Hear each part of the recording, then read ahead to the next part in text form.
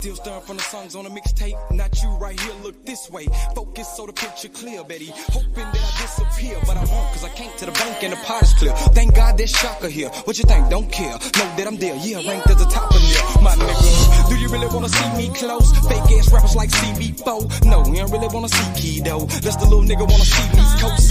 Right pad, cause I kick ass. Come there fast, be there in a little bit. Nuts got big, transform quick. Now I'm finna spit, then I'm back to a little bitch. Fuck with me, you out your league. This rare breed, best of the best, east to the west, south to the rest. You can invest, just step to the leg. There's your heat, there's no thunder. I don't give a damn what you did last summer. Stunners run up, get done up to sun up. Spinning little niggas like DJ. I'm relaxing in my sandals trick.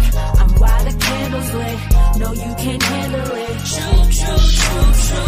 And no, I'm not impressed. I feel like I'm the best. And yes, I'm talking to you.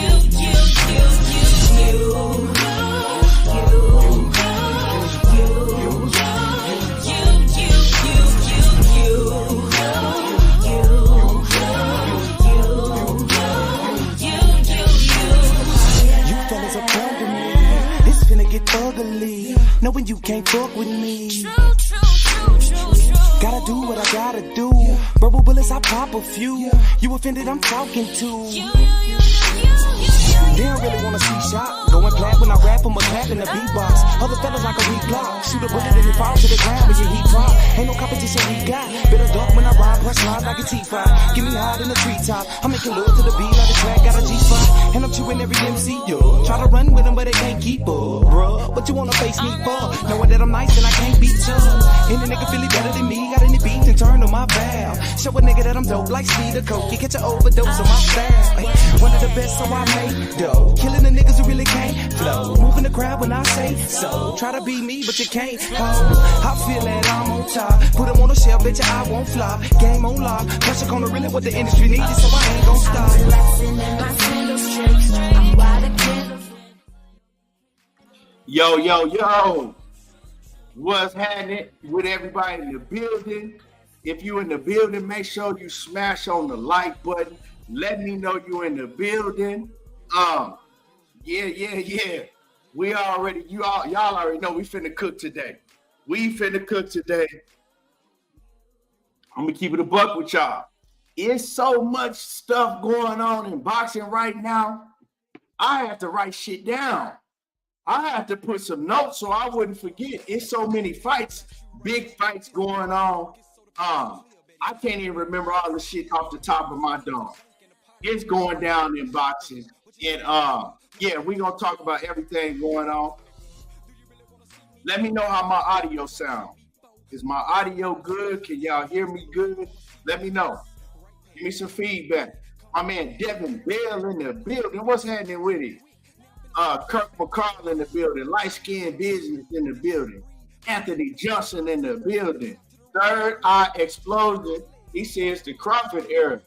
Well, it's not the Crawford. I mean, I don't have no problem with you saying that, but it ain't the Crawford era because, you know, Crawford is kind of at the end of the road, you know. I think Crawford's time to become that mega superstar, I think that's gone and gone. I think that's gone, come and gone. But, you know, it don't have nothing to do with the great fighter that he is in the ring. It don't have nothing to do with the great fighter that he is in the ring. It's the era of the young fighters, you know, and y'all know who they are. Guess whose era it is? The Crawfords, the Errol Spences, the Deontay Wilders, the Canelo Alvarezes. Hey, their time is coming to an end. You know, and we gotta accept that. I'm gonna tell y'all, man. Two of my favorite all-time, I'm gonna name three of my all-time favorite fighters, right? Number one is right there, Roy Jones Jr., right? I would probably have to say number two is Evander Holyfield, right? Then you got the Floyd Mayweathers. Andre Ward was definitely one of my favorite fighters by far. And I had to realize, man, these fighters retired, and are you gonna still be a boxing fan? You know what I'm saying? Are you still gonna be a boxing fan when they retire? Or are you going to move on and just say F it? You know? So we're going to have to eventually realize that whoever your favorite fighter is, they only got a short window and then it's gone. So, you know, and the sport of boxing continues to move. It continues to move forward, just like life. So that's why I always stress, like, don't get too personally invested into no fighter. Like, you know, just keep it boxing. Jay Hensey, what's happening with it? Man, he says, man, that Crawford pay-per-view gonna be a banger. Yeah. Woo! When I heard that, I was so excited. And the Queen, Diana, is in the building. Salute to the Queen, always coming through, showing love and support. Yeah. We're gonna talk about all of that. We're gonna talk about all of that today. So y'all come in, make sure you hit the like button. You know, share this if you have the possibility to share this live, share it. And yeah, let's go. Let's talk about everything that's going on, man. Jaron Ennis. Jaron Ennis is back. We don't got a date, but let me read y'all this. Let me see if I got it in my phone. I believe I took the screenshot so I can share this with y'all. The ins and outs and the outs and ends on the Jaron Ennis and Cody Crowley fight. So, like I said, as you come in the building, make sure you hit the like button. Hit the like button. Jump in the comments. Let me know you're in the building. So, Jaron Booth Ennis is facing Cody Crowley. We don't have a fight date yet, but we know it's going to be in Philadelphia, right? But check this out. This is why Eddie Hearn is good. It's great for fighters, right? Because when Eddie Hearn has a great, and Jaron Booth Ennis, if you ask me, he's going to be great in the sport of boxing, right? And when you got a talent like this, you got to invest in him. You got to invest the money when you have a talented fighter, and he could be a generational talent, right? So you got to invest the money. And what PBC did not do, I ain't gonna put it all on PBC because he did have a promoter. You know, Cameron Duncan was his promoter, you know, and then he was signed, you know, to fight on Showtime. But the people that Jaron Ennis was messing with before, they didn't invest in him. And what I mean by investing in him, when you have a talent like he is, you got to overpay these big name fighters to be willing to get in the ring with him. Because nowadays, let's just keep it real, man. A lot of these fighters, they don't believe in themselves. You know, I started watching the era of boxing when if you didn't believe in yourself, if you didn't believe that you were the best, well, you shouldn't have even been in the sport. But now you got fighters that don't even think they nowhere near the best, but they in the sport because they know they can finesse and get a championship title and then move around how they want to move around. You know, a lot of people get mad at people like Shakur Stevenson that say, I'm the best. Tank Davis ain't nobody beating me. And like Shakur said, man, what am I even in the sport of boxing for if I don't believe that I'm the absolute best? And so, you know, when you have a fighter like a Jaron Ennis, you should be able to. You gotta overpay other fighters to get in the ring with him, because these other fighters, they don't want the opportunity to say that they beat him because they don't believe they can beat him. So you have to make it worth their while, and you got to overpay them. Yeah, you do. You got to overcompensate them to, you know, get in the ring with them. So, you know, Eddie Hearn is willing to do that. And this is the ins and the outs of the purse bid that Jaron Booth Ennis and Eddie Hearn won, right? To fight Cody Crowley. Now, of course, they came to a purse bid because they couldn't come to an agreement behind the scenes. Now, Eddie Hearn he bid at $3.9 million, and he won the purse bid with the $3.9 million. That came in second was Al Haymond's PBC. They bid at $2 million flat. So Eddie Hearn outbid them by almost $2 million to get this fight on the DAZN platform. So the purse bid, since Eddie Hearn won the purse bid, Jaron Ennis is getting an 85-15% split purse bid. Jaron Ennis is going to be making more money if but this ain't final, right? This is supposed to happen. It ain't final because Cody Crowley could pull out. And trust me, I'm not going to be surprised if Cody Crowley pulls out of this fight because he'll be making $585,000, right? That's more money than Cody Crowley has ever made in his career. And I can guarantee you that for sure. It's definitely more money than he's ever made. But the problem is that he's fighting Jaron Ennis. Is he gonna be willing to take that fight and then have to go to Jaron Ennis's backyard to fight? You're gonna lose anyway, so I don't even know if that matters because fighters like him, he don't believe he can beat Ennis. Let's keep it a buck. I guarantee you, if we hook Cody Crowley up to a lie detector and asked him, does he believe in his heart that he can beat Jaron Ennis? If he say yeah, that bitch gonna buzz louder than hell. So he gonna be making $585,000, more money than he's ever made, and the fight is targeted to take place in July in Philly. But Eddie Hearn is already giving Boots opportunity that the other promotional company he was with wasn't willing to give him. They're paying him $3.3 million. Jaron Ennis ain't never made nowhere near $3.3 million. So salute to Ennis, man. He's finally getting his just due that he deserves. And salute to my man Just Do Boxing. And let me read this super chat real quick.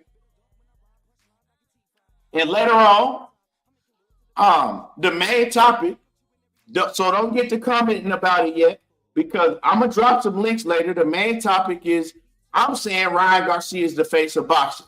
I had a whole lot of, and I'm boxing fan. I had a whole lot of Gervonta Davis fanatics crying in my motherfucking chat, telling me that Tank is the face of boxing. I was bullshitting. And I didn't even mention Tank in my video when I said that Ryan Garcia is now the face of boxing.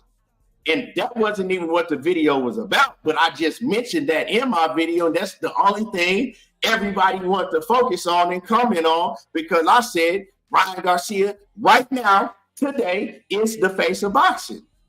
Oh, well, how is he the face of boxing? Because he lost the Tank, man. It has nothing to do with that, but we'll get into that later. And I'm going to be dropping links for anybody that wants smoke. Big Dog Willie, what's happening with it? He says, Alphabet Group is still crying over Devin Haney loss and condoning Bill Haney acting like a little B. He says, what kind of example is that to Devin? Salute to ETB. And salute to my dog, Big Dog Willie, man. Like I said, man, they always say laugh now and cry later. I don't want to hear none of that soft ass shit from none of them soft ass dudes, right? That's what they is. They soft because you can't parade around on the internet dogging out other fighters every day. You know what I'm saying? Causing division between people every single day, making retarded ass memes. You know what I'm saying? Putting women genitalia on fighters' faces and just doing all type of goofy shit, right? And then cry when your favorite fighter take an L and then people want to talk about it. You know what I'm saying? Who does that? Real talk. Who does that? You know what I'm saying? You're not real men. The real ones ain't gonna respect that shit. Then what it is. take your lick and keep on moving, man. So, you know, they the reason why Devin Haney is getting the heat that he's getting. You know what I'm saying? They part of the reason, a large part of the reason. But anyway, moving along. Yeah, Ennis definitely made the right decision, and we see now it's kind of like, man, yeah. So I don't know if this is true or not. Somebody, I believe, was it? It was Contender Regime. Contender Regime. I don't know if this is true. He came out and he said that, excuse me, Gary Antoine Russell is now signed with Eddie Hearn Matchroom. Now, I don't know if this is true or not, because I haven't heard nothing about it. Excuse me. I believe it was Contender Regime that said that. I mean, I'm a double check with you right now. I'm a double check and I'm gonna give y'all right now.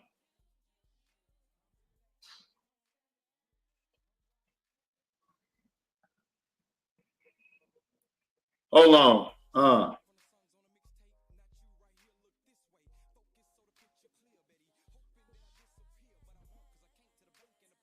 Yeah, he posted it. I don't know if this shit is true.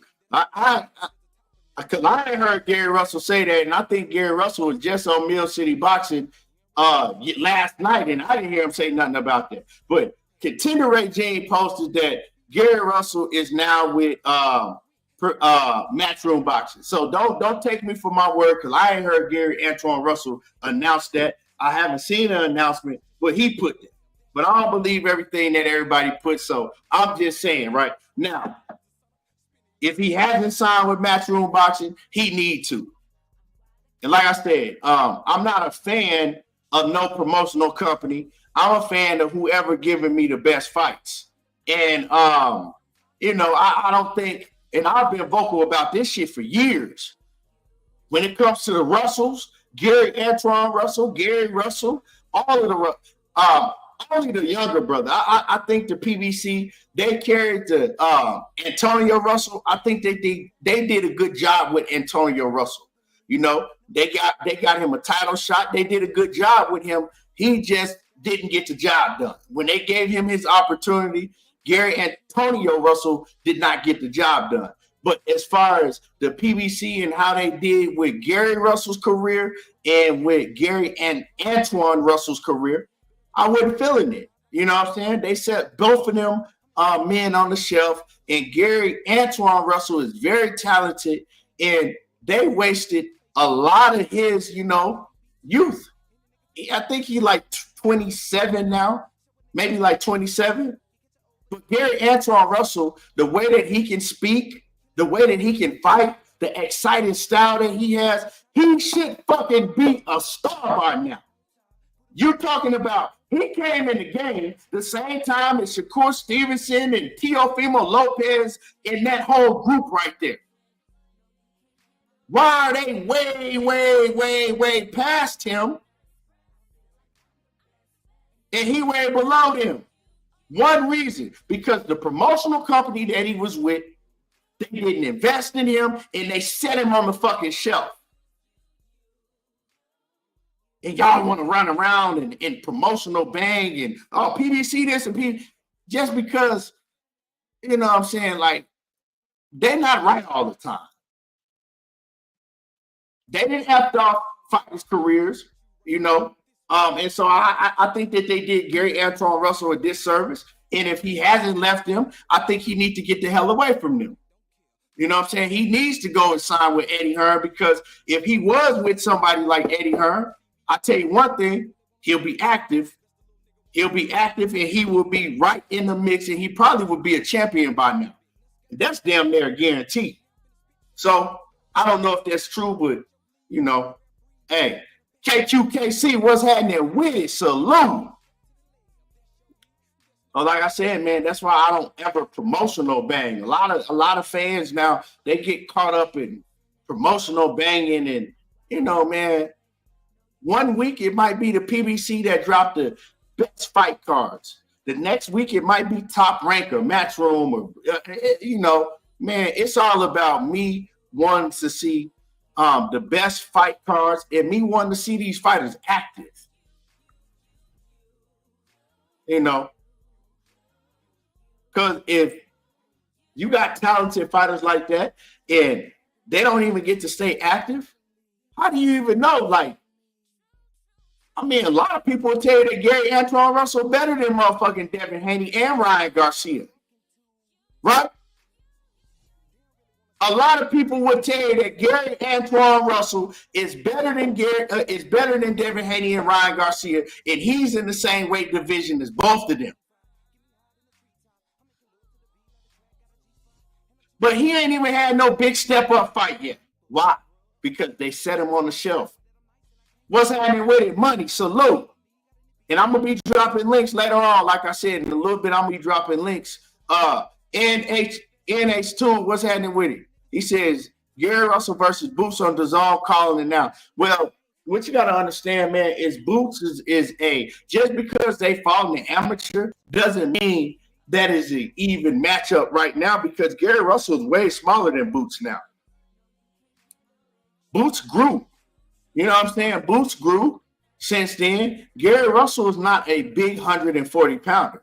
Gary said he could move down to 135 and fight Tank with no problem.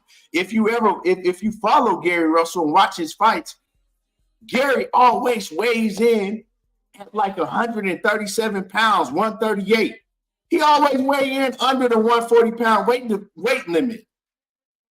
So I don't see no Gary and Boots fighting each other. Boots is just way bigger than him now.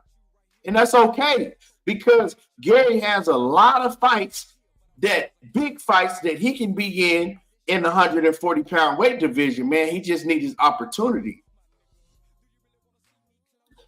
Trash Talk Gaming says, all these companies have flaws. I just want these fighters to be taken care of. He says, I don't care who they with.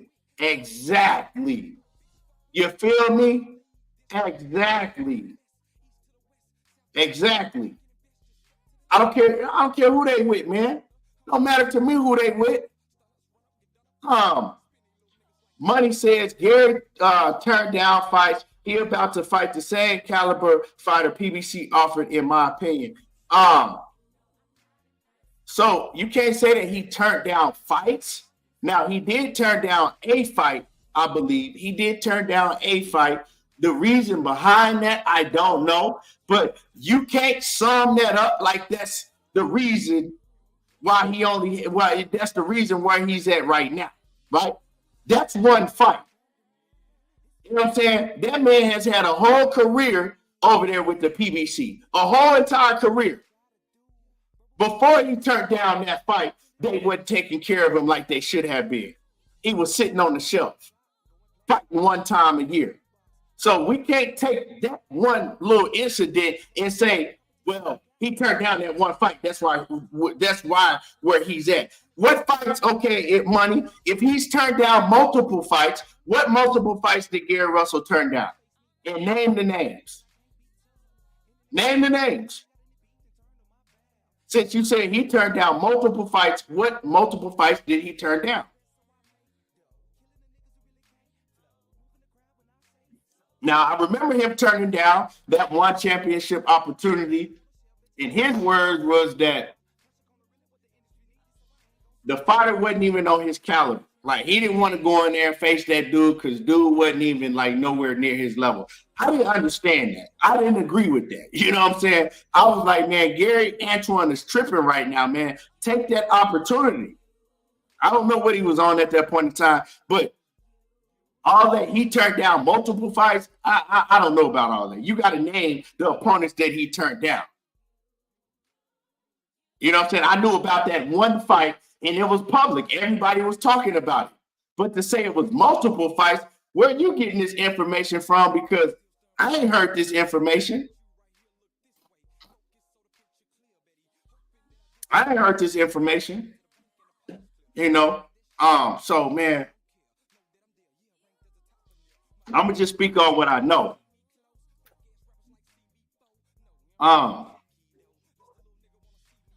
But you know, like I said, man, at the end of the day, that one incident, I think there was an opportunity that he should have took for sure. But we're not gonna act like that one incident is the reason why he is in the place that he's in. The reason why he's not as big as he should be, because he should be a lot bigger when you look at some of these other fighters that can't speak as well as him and don't have half the talent that he got. You know what I'm saying? Low boxing, man. Like real talk, salute to you, bro. But I don't give a damn what none of these niggas bet on nothing. That ain't really none of my business, right? What any of these other dudes bet on Devin Haney and shit, that ain't none of my business, bro. I don't really care about that shit, you know. When I talk about them, I talk about the fake ass hoe ass shit they be doing and then crying when somebody talking about their favorite fighter. You can't put memes up and put female genitalia on fighters' faces and put other faces on fighters and you know what I'm saying? Like, just do all the weird shit that they do and make videos every day dogging fighters out and you know, and then cry when other people talking about your favorite fighter because he got his ass beat. So you know. Like I said, dog, if it wasn't one incident, my brother Money, name the fighters that he turned down. Other than the one. Name the fighters that he turned down. I heard him ever say that. I heard him talk about one fight that he turned down. Is anybody else in here heard no multiple opponents that Gary Antoine Russell was supposed to fight and he turned down? That's all I'm saying, bro. You can't just say something and then, you know, act like that. Oh, well, I don't know what fighters it is, but if anybody else, can anybody else name multiple opponents that Gary Russell turned down? That's all I'm asking. If you're gonna say some shit, you gotta be able to name. Okay, well, he turned down this opponent they offered to him. He turned down that opponent they offered to him. He turned down that opponent they offered to him. Multiple means more than one. Now we know he turned down, I believe, was it the old man Ismael Barroso? It was one of them. I think it was Ismael Barroso, that old ass dude, for a title shot. And then I believe Crowley ended up getting that shot. Oh, yeah. I got you right now, John. I got you right now. Hold on, let me give John his wrench. Yeah, you and I know you knew where I was coming from the other day, bro. I just didn't want to put no wrench out there, and then you know it ain't you. Then people, you know, be getting blocked because these trolls, man, they don't have nothing else better to do but come around and try to disrupt some shit. There you go. Let me see.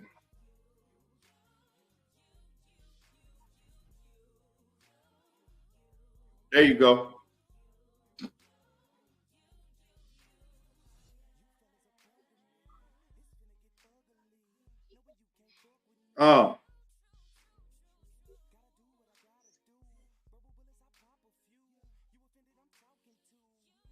Okay.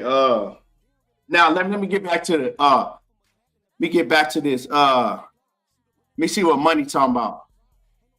Like I said, Money, I know how you is, nigga. You name me. See, Money, that's how Money is. I always tell Money.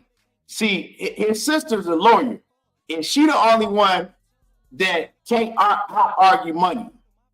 Now, Money will argue with me to this shit. Money will argue with me about this shit until his face turn blue. But all I'm asking is, give me the names, bro. If it's so, give me the names. If you can't give me the names, take this L right here and hold it, Money. And I'm gonna drop you the link later. I'm gonna drop the link in a minute, like I said.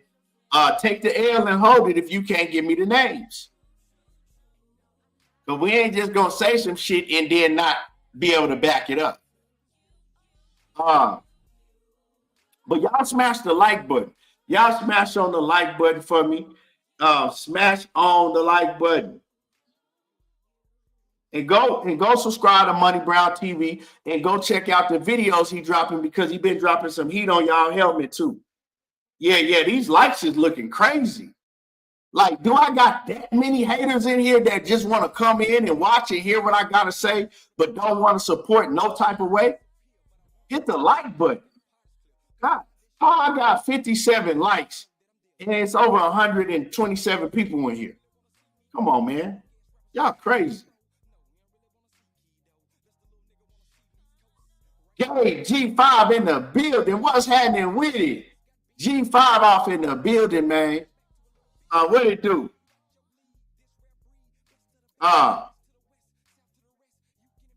Yes, sir. I'm gonna get into that Bill versus Floyd. That Bill, Haney, and Floyd, man. I did a video on that. Go check that out, man. I broke down Bill, Haney, and Floyd, man, and I got deep into that whole situation. I actually, and for the people that don't know the history of it, I let y'all know the history on that too. So go check that video out for sure.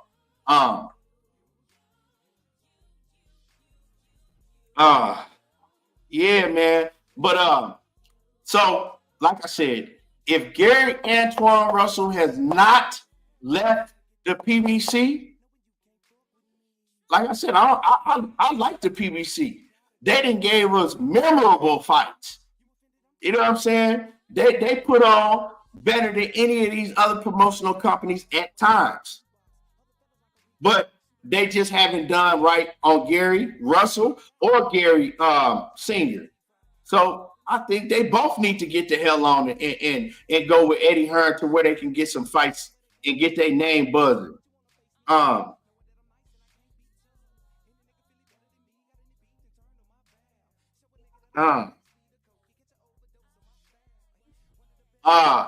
A1 Who's On says, nah, I ain't subbing, hitting the like button or watching no videos. I'm hating now. Damn it. And Money Brown, Tracy Morgan, Senior looking ass. You crazy. Like I said, Money Brown, Tracy Morgan. You crazy as hell, dog. Hey, but it's funny because some of these niggas that be in the background, that's how they be. Like, you got some of these weirdos, they'll watch your video just to come and hit the thumbs down. Like, you got just weird individuals on YouTube. You got weird individuals on the internet, period.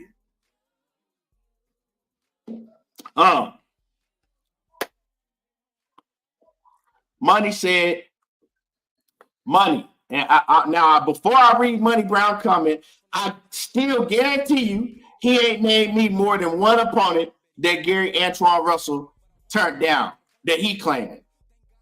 Ain't no L's in his, and this not a debate. Gary turned down multiple fights, bro. That wasn't fights to his liking. Those was his words, bro. When did he say that? Because I didn't watch every interview that Gary Antoine Russell has done, and I ain't never heard him say that. I heard him say about one fight that he turned down, and I think it was that old man Ismael Barroso, and he said that about that fight. So you can't take that and make that multiple. And like I said, name me the opponents. Name me the opponents that they put his name with, and then he came back and said that he turned it down. That's all I asked. If you can't name none of them, the discussion is done. Or go back and drop the link to the video where you saying he said this at. Because like I heard him say it, and he said it about one fight. So yeah, you gotta hold that L. But anyway, moving along, man. Moving along, because we got so much to talk about. And I need to get through, I need to get through. So, Turki Alashikh is taking over boxing. Turki Alashikh is taking over boxing, right? He's taking over boxing, and I'm going to say it again. A lot of people don't like it. I told people when he came in the game, I said, if he keep on moving like he's moving, he's going to take over boxing. And, You had everybody crying, talking about, oh man, we don't want boxing to go over there in Saudi Arabia. And my point at the time was, you know what? If he's going to give us fights that we weren't going to be able to see anyway, I don't give a damn if they on the moon as long as he's making these fights. So a lot of people was downing him, bashing him because he was making big fights, but they was over there in Saudi Arabia and don't nobody want to go over there and all of that shit, right? Well, now he's made his mark and he will be making his U.S. debut. Yeah. He's going to be making his U.S. debut in L.A. with Terence Bud Crawford, right? With Terence Bud Crawford headlined against Ismail Masvidal. Now, I wasn't really too high when I heard that fight announced, right? Because I'm like, man, Bud said that he wanted to fight all these big names, big money fights. And when I heard it, I was like, you know, well, this ain't a big name, big money fight. But then we later found out that Turki Alashikh was putting it on. So yeah, I mean, he probably paying both of them. So and then I can't knock the fight, right? I can't knock Bud Crawford fighting him because I've seen this. I've seen him fight like one time. I think I've seen him fight against a dude named Zorro or some shit like that. But I don't really remember it, right? He wasn't a fighter. Ismail Masvidal, he's a the zone fighter. He wasn't a fighter that was really on my radar like that, so I didn't really pay attention to him like that. I'm gonna keep it real. So I can't really speak on the caliber of fighter that he is until I go study film on him. Now, I was wanted to go study film on him last night, but I got tired and I fell asleep. Hopefully tonight I can go study some film on Ismail Masvidal. And then I can give y'all my true thoughts on, you know, Terence Crawford taking him as his next fight. A lot of people saying it's a dangerous fight. You know what I'm saying? But I know he got 10 fights. He ain't really, you know what I'm saying? I looked at his resume. He ain't really fought nobody like that as of yet. But like I said, I'm going to go look at him and then I'm going to give y'all my honest assessment on Ismail Masvidal. I'm gonna give y'all my honest assessment because I can't really do that. I can't shit on him if I ain't really, you know, studied him like that.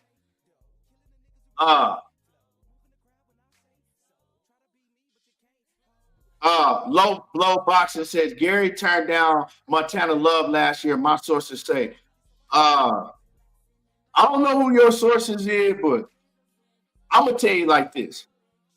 I don't think no damn Montana Love would ever get in the ring with Gary Antoine Russell. That's just my opinion. You know what I'm saying? And I never heard that. I've never heard nobody say that Gary Antoine Russell and Montana Love was even a option because Montana Love is a DAZN fighter, a matchroom fighter. You feel what I'm saying? So you might want to question your source that told you that because Montana Love is a matchroom fighter, Gary Russell is a PBC fighter. So let me know how they was going to make Montana Love and Gary Russell because PBC and DAZN, they don't do no platform, no cross-promotional platform type of fights unless it's a big money fight. You feel me? So I don't know. That doesn't even make sense to me. You know what I'm saying? How can they put a fighter that's the DAZN matchroom fighter, put him on the table for Gary Antoine Russell at the time, that's a PBC fighter? It don't make no sense. You know what I'm saying?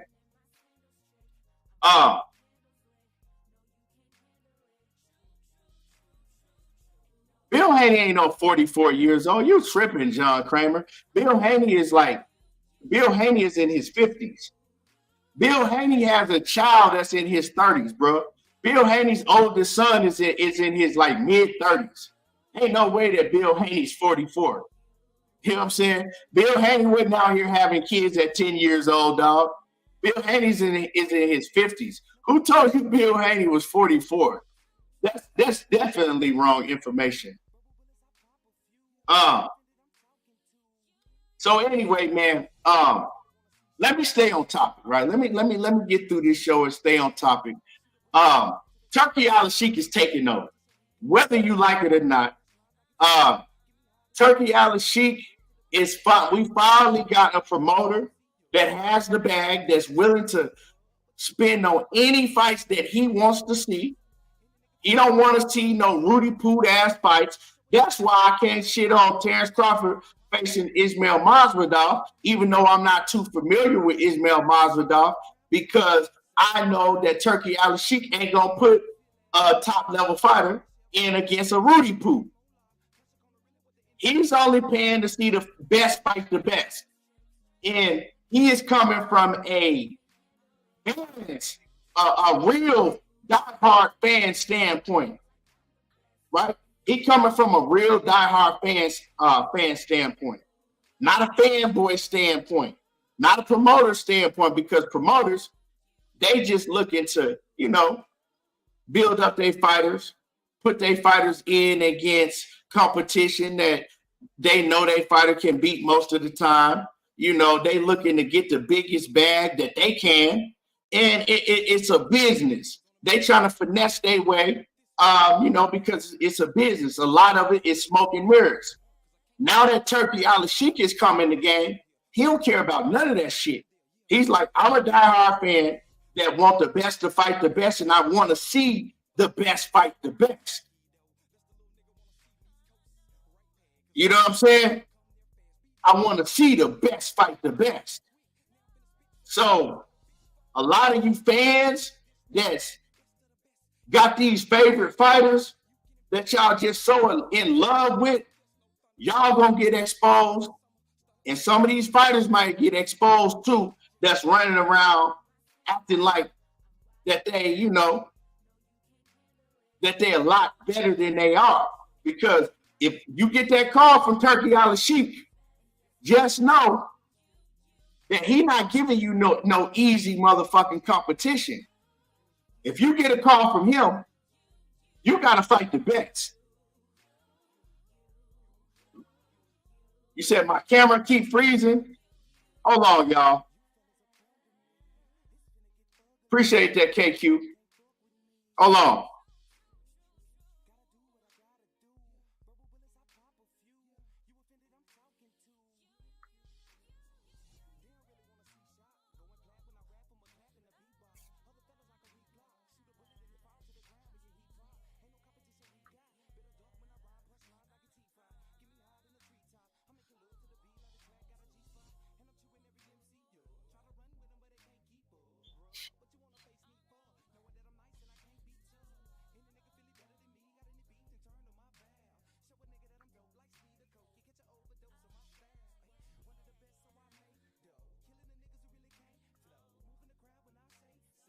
Hey, let me know if my camera all right now. Let me know if I'm good. I see for some reason, man, my connection is bad. Damn.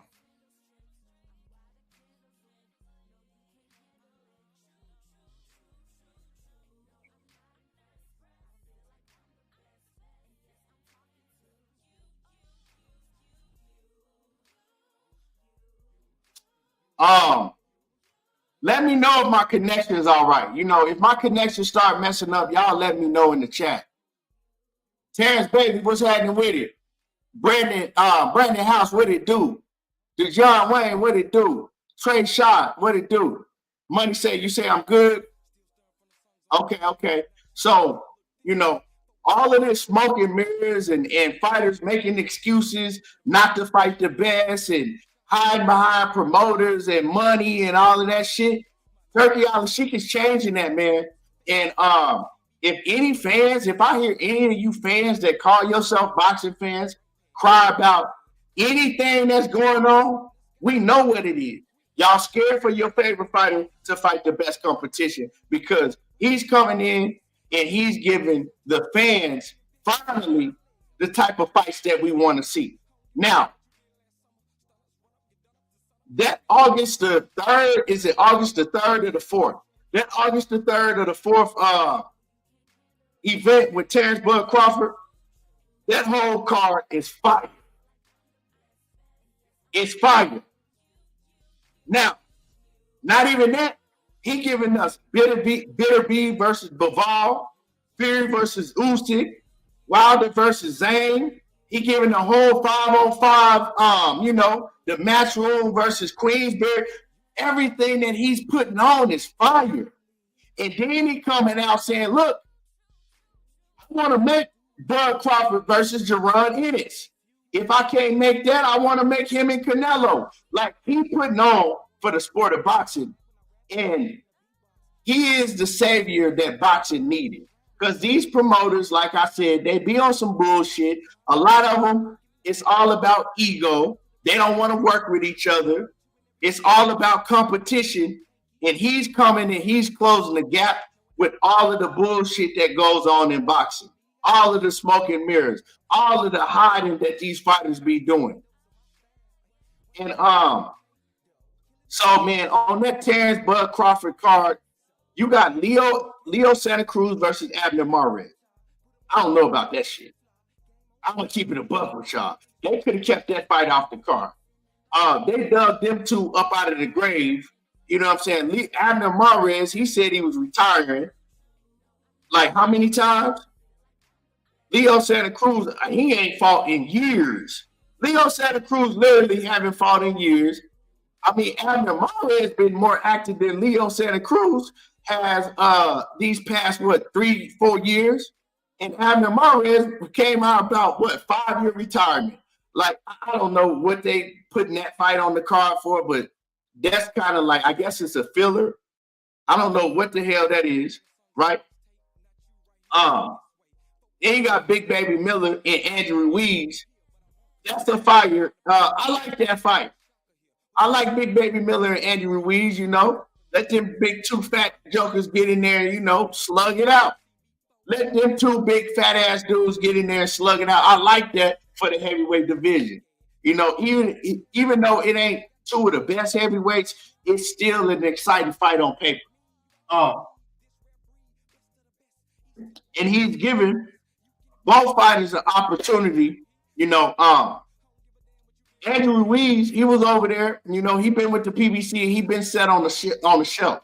But see, the best thing about the Turki Alashikh, the PBC finally got down with Turki Alashikh. I told people, I said, if PBC don't get with him and start doing business with Turki Alashikh, they're going to get left behind. They're going to get left behind. Because all these other promoters, they have relationships with Turki Alashikh. You got Matchroom and Eddie Hearn. You know what I'm saying? All of the zone, they got a great relationship with him. You got Bob Arum and Top Rank, they got a great relationship with him. And PBC was the only major promotional company that seemed like they didn't have a relationship with Turki Alashikh. Now, they've seen we got to get down too. And now they're getting down with Turki Alashikh, and this is changing the game of boxing, y'all.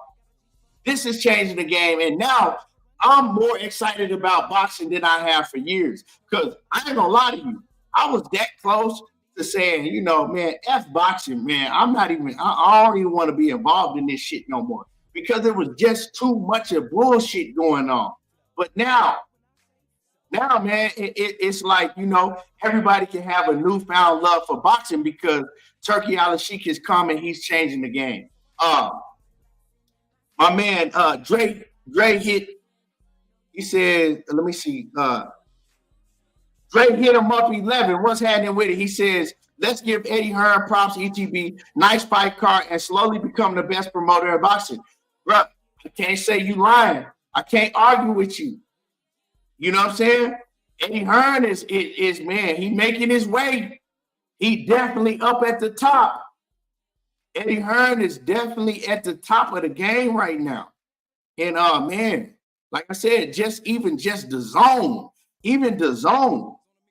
All the big shit is happening over on the zone right now. They came through the back door quiet, and before you knew it, man, they the ones putting on all the big fights. or involved in some type of way in all of these big fights that's going down. Top Rank does have a relationship with Turki Alashikh, dog. How you think that Jermaine Wood? How you think that Bitter Beef and Bilal fight? Who you think Bitter Beef is promoted by? He promoted by Top Rank. You know what I'm saying? They've been had a relationship with but as far as the promotional companies that's getting these big pay-per-views, Top Rank is kind of at the bottom of the list right now. But Top Rank still do put on, you know, great events. Do I think that Teofimo versus Garcia is possible? Could be, man. It could be. You know, it could be. You know, just all depends on what Ryan Garcia want to do, because he's definitely the A side. So you got Leo Santa Cruz, Abner Mares, trash. I don't like that fight. Big Baby Miller, and we seen that fight, what, 2 or 3 times already, in years and years ago. Big Baby Miller versus Andy Ruiz. Like I said, I like that fight. You got David Morrell versus Radivav Kalzik. I don't know who that dude is, but I guess it's for a strap at 175. So David Morrell and David Benavidez have moved up, and Canelo Alvarez, scary ass, ducking ass, they let Canelo Alvarez hold that whole division hostage to where the 2 best fighters in that division, they decided, you know what, we just gonna move up to 175. We're not gonna wait around, you know, for Canelo, because he ain't gonna never fight neither one of us. So Canelo got that type of power, man. They let Canelo, the sanctioning bodies, they let Canelo have that type of power to where, you know, they let him do what he wants, and he was able to, you know, basically force the 2 best fighters in that division to move up, because they weren't going to get no type of opportunities, because Canelo holding all the straps. So, you know, David Morrell is fighting for a strap at 175. I'm not familiar with his opponent. I got to go and, you know, do some research on him myself. And then, man, you got Isaac Pitbull Cruz versus Rayo. You got Isaac Pitbull Cruz versus Rayo. That's a hell of a fight. That's an action-packed fight. That is an action-packed fight, y'all. Rayo and Pitbull Cruz, somebody going to sleep in that fight, and I know it ain't going to be Pitbull. Well, I ain't going to say that, because ain't nobody putting Pitbull Cruz to sleep. So if anybody go to sleep, it'll be Rayo. But I just can't guarantee that Rayo is going to be put to sleep, because Rayo is, from what I saw against Chris Colbert, he still do leave himself open on defense at times, but he boxed a lot better against Chris Colbert, his last fight against Chris Colbert. He showed that, you know, he's polishing up his boxing skill. And he can go in there and outbox Pitbull Cruz. If Rayo don't get caught up in trying to knock out Pitbull Cruz and, you know, trying to get into a slugfest with him, he can actually go in there and outbox Pitbull Cruz, because Pitbull is a one-dimensional fighter. He's a one-dimensional fighter. And, yeah, it's for Pitbull's belt. It is for Pitbull's 140-pound championship belt. So that means that Rayo is moving up to 140, I guess, because it got to be for a belt. If Pitbull's the champion, it got to be for the strap. So that means that Rayo is moving up to 140, and I like Rayo moving up to 140, because Rayo, he used to struggle making 135 pounds. Me and Money know, we met him, man. Rayo is big for 135 pounds. Rayo is 5'10" and a half. He's 5'10". So he's big for the division. He used to struggle making 135. If you ever go back and look at Ryu in his weigh-ins, or, you know, a few days leading up to the fights, his eyes be black as shit, man. He was having a hard time making 135. So I think it's going to do him well moving up to 140. And Pitbull Cruz just moved up to 140. So that's an even fight. That's a 50-50 fight. Ryu can outbox Pitbull if he does not get caught up in trying to slug with him. I love that fight. I love it. Then you got Tim Tszyu versus Virgil Ortiz. Goddamn Turki Alashikh, man. You got Tim Tszyu versus Virgil Ortiz. Goddamn Turki Alashikh. He done did it again. Turki Alashikh then came through and did it again. Like, the main event with Terence Crawford, salute to that. But I ain't gonna lie, I'm more excited about the Tim Tszyu and Virgil Ortiz and the Rayo and Pitbull Cruz than I am about the main event. And this ain't no hate on Bud Crawford, because I know y'all get to crying and, oh, you hate no Bud. You just a Bud hater. He don't like Bud. That's why he's saying that. No. I'm excited about the Tim Tszyu and Virgil Ortiz more than any fight on this card. And Rayo and Pitbull Cruz so let me say it like this, right? I'm excited about Tim Tszyu and Virgil Ortiz more than any fight on this card. That's a fire fight that I did not see coming. But if I was a matchmaker as a fan, I would put that fight together. That's a fire-ass fight. 50-50 fight. A fight that if I'm a betting man, I would not touch that fight. I just want to be able to sit back and watch that fight. Like, I don't even know how to argue that fight, because that's if it's any 50-50 fight, that's one.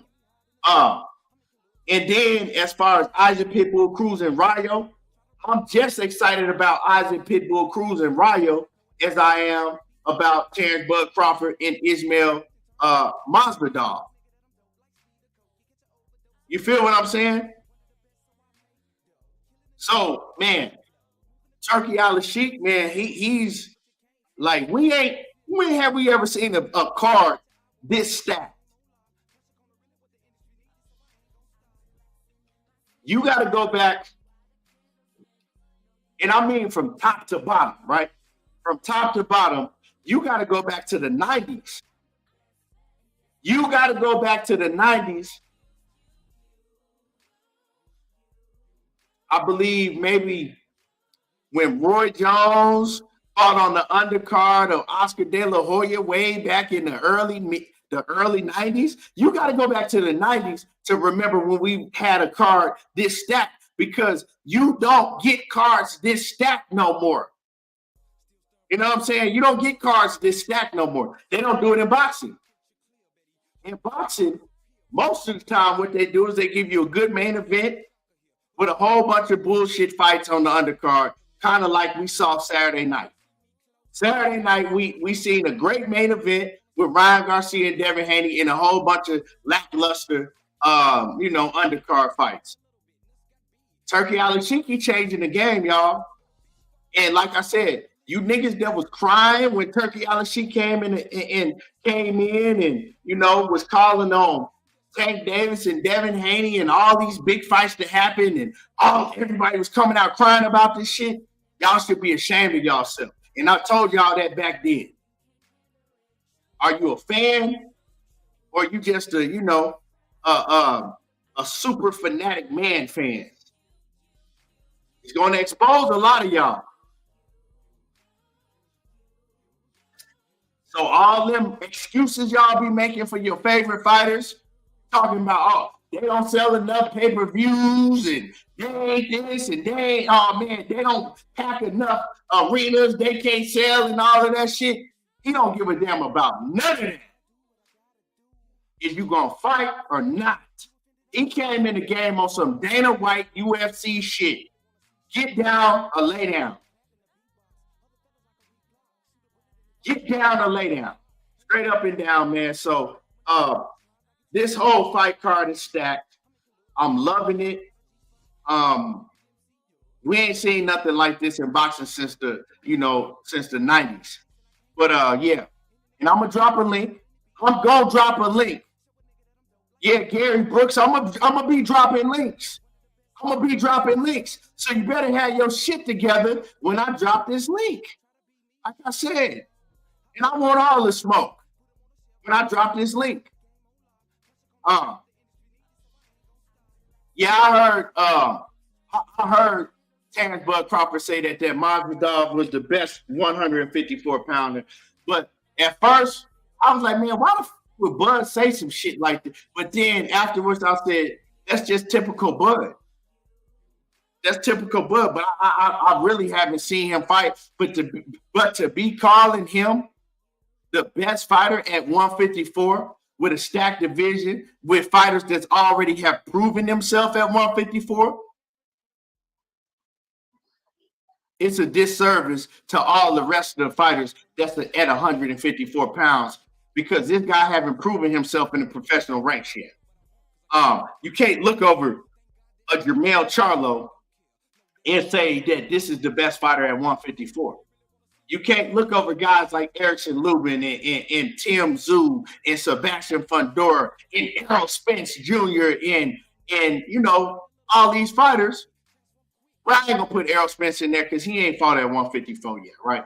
I'm not even gonna do that. I'm gonna keep it a buck. I'm not finna do that because he ain't never fought at 154. But the 154-pound weight division is stacked, right? But so you can't come and just because you fighting this guy say that he's the best at 154 because I guarantee if you wasn't fighting him and say Tim Tszyu or one of these other fighters at 154 was fighting this guy, you wouldn't be saying that. But you know, like I said, man, I expect that from Bud Crawford because he says it about everybody that he fights at the time. So I mean, he's smart. He gonna make sure that once he gets a W, he gonna get all the credit in the world, even maybe more than he deserves. So I mean, that's what he do. You know what I'm saying? That's what he do. I'm not tripping. It is what it is, man. But like I said, I can't even say maybe. I'm gonna keep it a buck with y'all. Maybe I might go and study some film on Ismail Masvidal, and maybe I might come back and be like, man, this dude's a problem. He's a problem. He might be the best, but we just can't say that because he hasn't been tested. He only got 10 fights. He ain't fought he don't got nobody on his resume that anybody know like that. So how can you say that he is the best fighter? So anyway, man, moving along though, Bill Haney and Devin Haney. Bill and Devin Haney. Y'all, give me 1 second, y'all, because I'm going to cook on this Bill and Devin Haney. Y'all smash the like button. Let me see where these likes is at, man. Because if my likes ain't up, man, I can just go ahead and, you know, log off. Hold on, man. Because ain't nobody supporting the channel except for, you know, my usual people that always support and salute to y'all, you know. But if you can't even hit the like button, yeah, y'all smash the like button, man. Get the likes up some more, a little bit more. I appreciate everybody hit the like button. But let me, y'all give me one second real quick.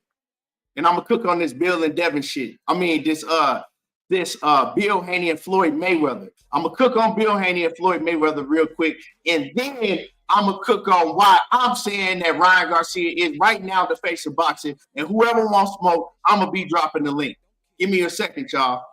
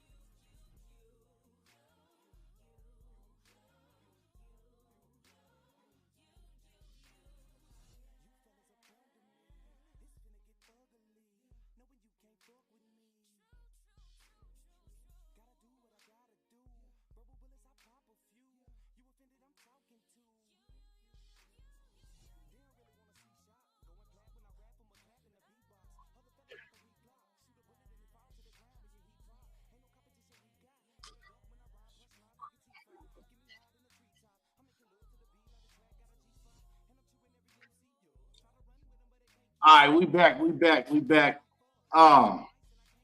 We see. Yeah, you're gonna get all the smoke, A1. But first, let me cook on this Floyd Mayweather and Bill Haney shit, right? Now, mostly, I'm pretty sure all y'all done seen the video. I dropped a video on it. I ain't gonna stay on this shit for too long. Matter of fact, I'm not even really gonna cook on it like that because I dropped the video and I gave, I said all I need to say in that video. But tell you, I'm gonna keep it short and simple. Go check out my video that I dropped on the whole Bill and Floyd Mayweather situation, right? But I'm gonna keep it short and simple, right? We know what Bill is mad at Floyd Mayweather about, but Bill didn't keep it a buck. He was trying to go around it, talk about, women and talk about Floyd Mayweather kids and all that extra shit that have nothing to do with anything. We know that Bill is pissed off about that sparring tape that Floyd gave to Ryan. He pissed off about that. And he pissed off about Floyd Mayweather telling Ryan Garcia to pull out of the Devin Haney fight. That's the main things that he's pissed off about. And he thinks that Floyd, was behind the scenes, stirring up shit, stopping shit, with Devin Haney, with Tank Davis and all of that shit. We know what he pissed off about. But he couldn't be man enough to, tell Floyd, look, why you do this and why you do that? And then they could have had dialogue. We didn't even get to hear them have no dialogue because Bill Haney, he couldn't control his emotions and keep it a buck because he all over the place about to lose his mind because his son lost to Ryan Garcia the other night. They trying to find every excuse in the world. Ryan didn't have to cut the last 3 pounds and all of that shit, all of them excuses, you kept it real with the man. And y'all was right there in front of the world. Y'all could have had the dialogue. Even Floyd was like, hey, man, hit me up, call me. We can talk behind the scenes. No, I'm not going to call you. Okay, well, Bill just showed his ass. He just showed his ass and he made himself look stupid because Floyd was calm. J-Dog, he wasn't cooking Floyd. He was looking like a complete idiot because Floyd was sitting there calm like, what's your problem? Okay. And then Bill was talking about, oh, you my son put hands on you. And okay, well, that's cool. Does your son want to brownie or something for being the fucking sparring champion? Because I get it done under the lights. When Floyd said that shit, the conversation was over. The conversation was over. Your son is a sparring champion. I got it done under the lights. What's my record under the lights? That's it. Now what you got to say? Bill didn't even want to talk about that no more. You know what I'm saying? Bill didn't even want to talk about that no more. You see how Bill switched the subject and started talking about kids and women and what Floyd buying his women and all that shit and street shit. Yeah, Floyd shut that shit down quick. And I'm not even a fan of Floyd like that outside of the ring. I'm a fan of Floyd inside the ring. So, and the way that Bill Haney was talking, right? Because Bill Haney always says that I work for Devin. That's what you always hear Bill say. I work for Devin. I work for Devin. Now he done got out of his character, the character that he be, portraying online when he be trying to be, when he tries to be politically correct sometimes, when he's talking about his son, he got out of his character and he slipped up. And basically, it was on some Devin work for me type shit. Like, you know what I'm saying? Like, yeah, I take care of my family. I take care of Devin. I didn't got Dev rich. And it was me. It was no longer I work for Devin. And I caught that shit. And I'm like, wait, hold on. I thought Devin was the one that was bringing in the bag. I thought Devin was the one that's taking care of the family. So, Bill wasn't cooking shit, bro. Like to an older man like me, Bill wasn't cooking. He looked stupid because Floyd Mayweather kind of sat back and was calm, and he made Bill look stupid, and Bill never got to a point. Like, how was Bill cooking when he never got to his point? What were you mad about? You know what I'm saying? How was Bill cooking on anything when if you on the outside looking in, watching that, we never even got to what Bill was mad about. Bill started talking about street shit and Floyd Mayweather's kids and Floyd Mayweather buying women's stuff and ain't taking care of the people around him in the streets. Is that what you mad about? So if you're a Devin Haney and Bill Haney fanatic, you're going to say that, yeah, Bill was cooking. But y'all can't tell me one point that Bill made on why he was mad. You know what I'm saying? Y'all can't tell me one point that Bill made on why he was mad. So, hold on. Now, Ryan Garcia, y'all smash the like button. Because I said it, and a lot of you niggas was in the comments crying. Ryan Garcia is now the face of boxing. Right now, today, Ryan Garcia is the face of boxing. The only ones that had a problem with that, mainly 99%, were Gervonta Davis fanatics. 99% of the people that had a problem with me saying that was Gervonta Davis fanatics. Now, I said it again. Today, Ryan Garcia is the face of boxing right now. I don't know how long it's gonna last, but when it comes to the face of boxing, if there's any face of boxing right now, it's Ryan Garcia. So, and I'm gonna give you my reason why I'm saying this, because I just don't say shit without being able to back it up. So I'm about to drop this link, and if anybody got a problem with what I said, well, come up here and prove me wrong. You know what I'm saying? Here's the link. Hold on. Come up here and prove me wrong. But like I said, I am going to cook on why I said Ryan Garcia is the face of boxing right now. You know what I'm saying? So the ones that's mad because they want to say that Tank Davis is the face of boxing, Tank Davis is not the face of boxing. Tank Davis is not the face. We're not saying who is the best fighter in boxing, because the best fighter in boxing and being the face of boxing is two different things. So yeah, Tank Davis is not the face of boxing. He ain't never been the face of boxing yet. He's been one of the faces of boxing. He's been up there, but he was always behind Canelo Alvarez. But now, Ryan Garcia, and I told people, if Ryan Garcia go out there and beat Devin Haney, he's going to become the face of boxing. And we seeing it right in front of our eyes. And it ain't because he beat Devin Haney, but it's a lot more behind that. And like I said, the link is here. A lot of people had a problem with me saying that. A lot of people was in my comments crying about when I said that, but ain't nobody hit the link yet. So let me pin the link. I'm going to pin the link up top. I'm going to pin the link up top.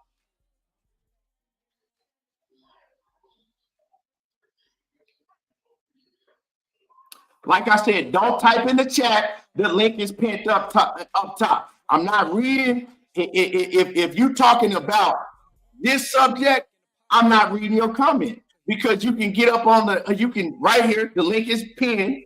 You can get right up here and you can prove me wrong. If you're not, we're not doing that typing and running. That's not what we're going to do. Diana says, I agree. I don't even care for Ryan. He's pulling in a lot of casual fans. Right, Diana, right.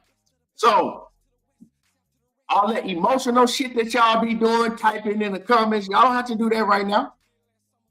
If you have a problem with what I'm saying, if you disagree with what I'm saying, come up here and try to prove me wrong.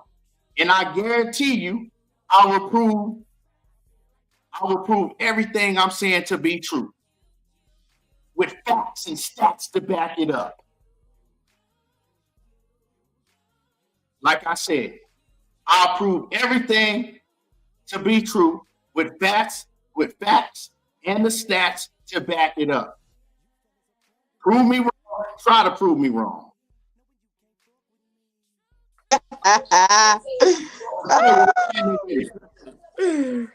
What's going on, everything?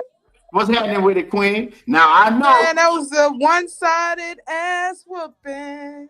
Yeah. He got whooped. Now, who is the face of boxing to you? Man, everybody know I go on every channel talk with Tank is always gonna be the face of boxing to me until I see Tank suffer a loss. Not even just suffer a loss, until I see. Because to me, even if Tank take an L, he still can afford to take an L and bounce back. But just because Ryan got this win over Devin don't make him the face. Tank is still the face of boxing. Ryan can sell out everywhere he goes and make pay-per-view numbers by himself. Then I say he above Tank. But until he doing that, he's not above Tank to me. Just because he beat Devin don't mean shit to me. I'm gonna let you cook, right, and then I'm gonna tell you why what you saying is dead wrong. But I'm gonna let you cook, and I want you to give me, and I want you to give me, I want you to give me your points on why Gervonta Davis to you is the face of boxing. Tank is the face of boxing to me. Like I say, he sells out. Matter of fact, for me, the face of boxing, it don't determine just the win. So face of boxing is determined on a lot of factors. It's your ability to sell. It's your skill level. Also, it's outside of competition you face as well. And being a smart fighter. Ryan just ain't proved that just by that win. Don't get me wrong. And I had to go back and look at his resume. He has fought some good contenders. So that's cool. But until he starts selling out his name on the marquee and is selling, he's not the face of boxing to me. Anthony Joshua can sell. Anywhere you go, Anthony Joshua gonna sell out. Canelo can sell out. Anywhere you go. Tank can sell out. Anywhere you go. Them only the three fighters that can sell out everywhere they go. Bud can't even sell out everywhere you go. He's still pound number one.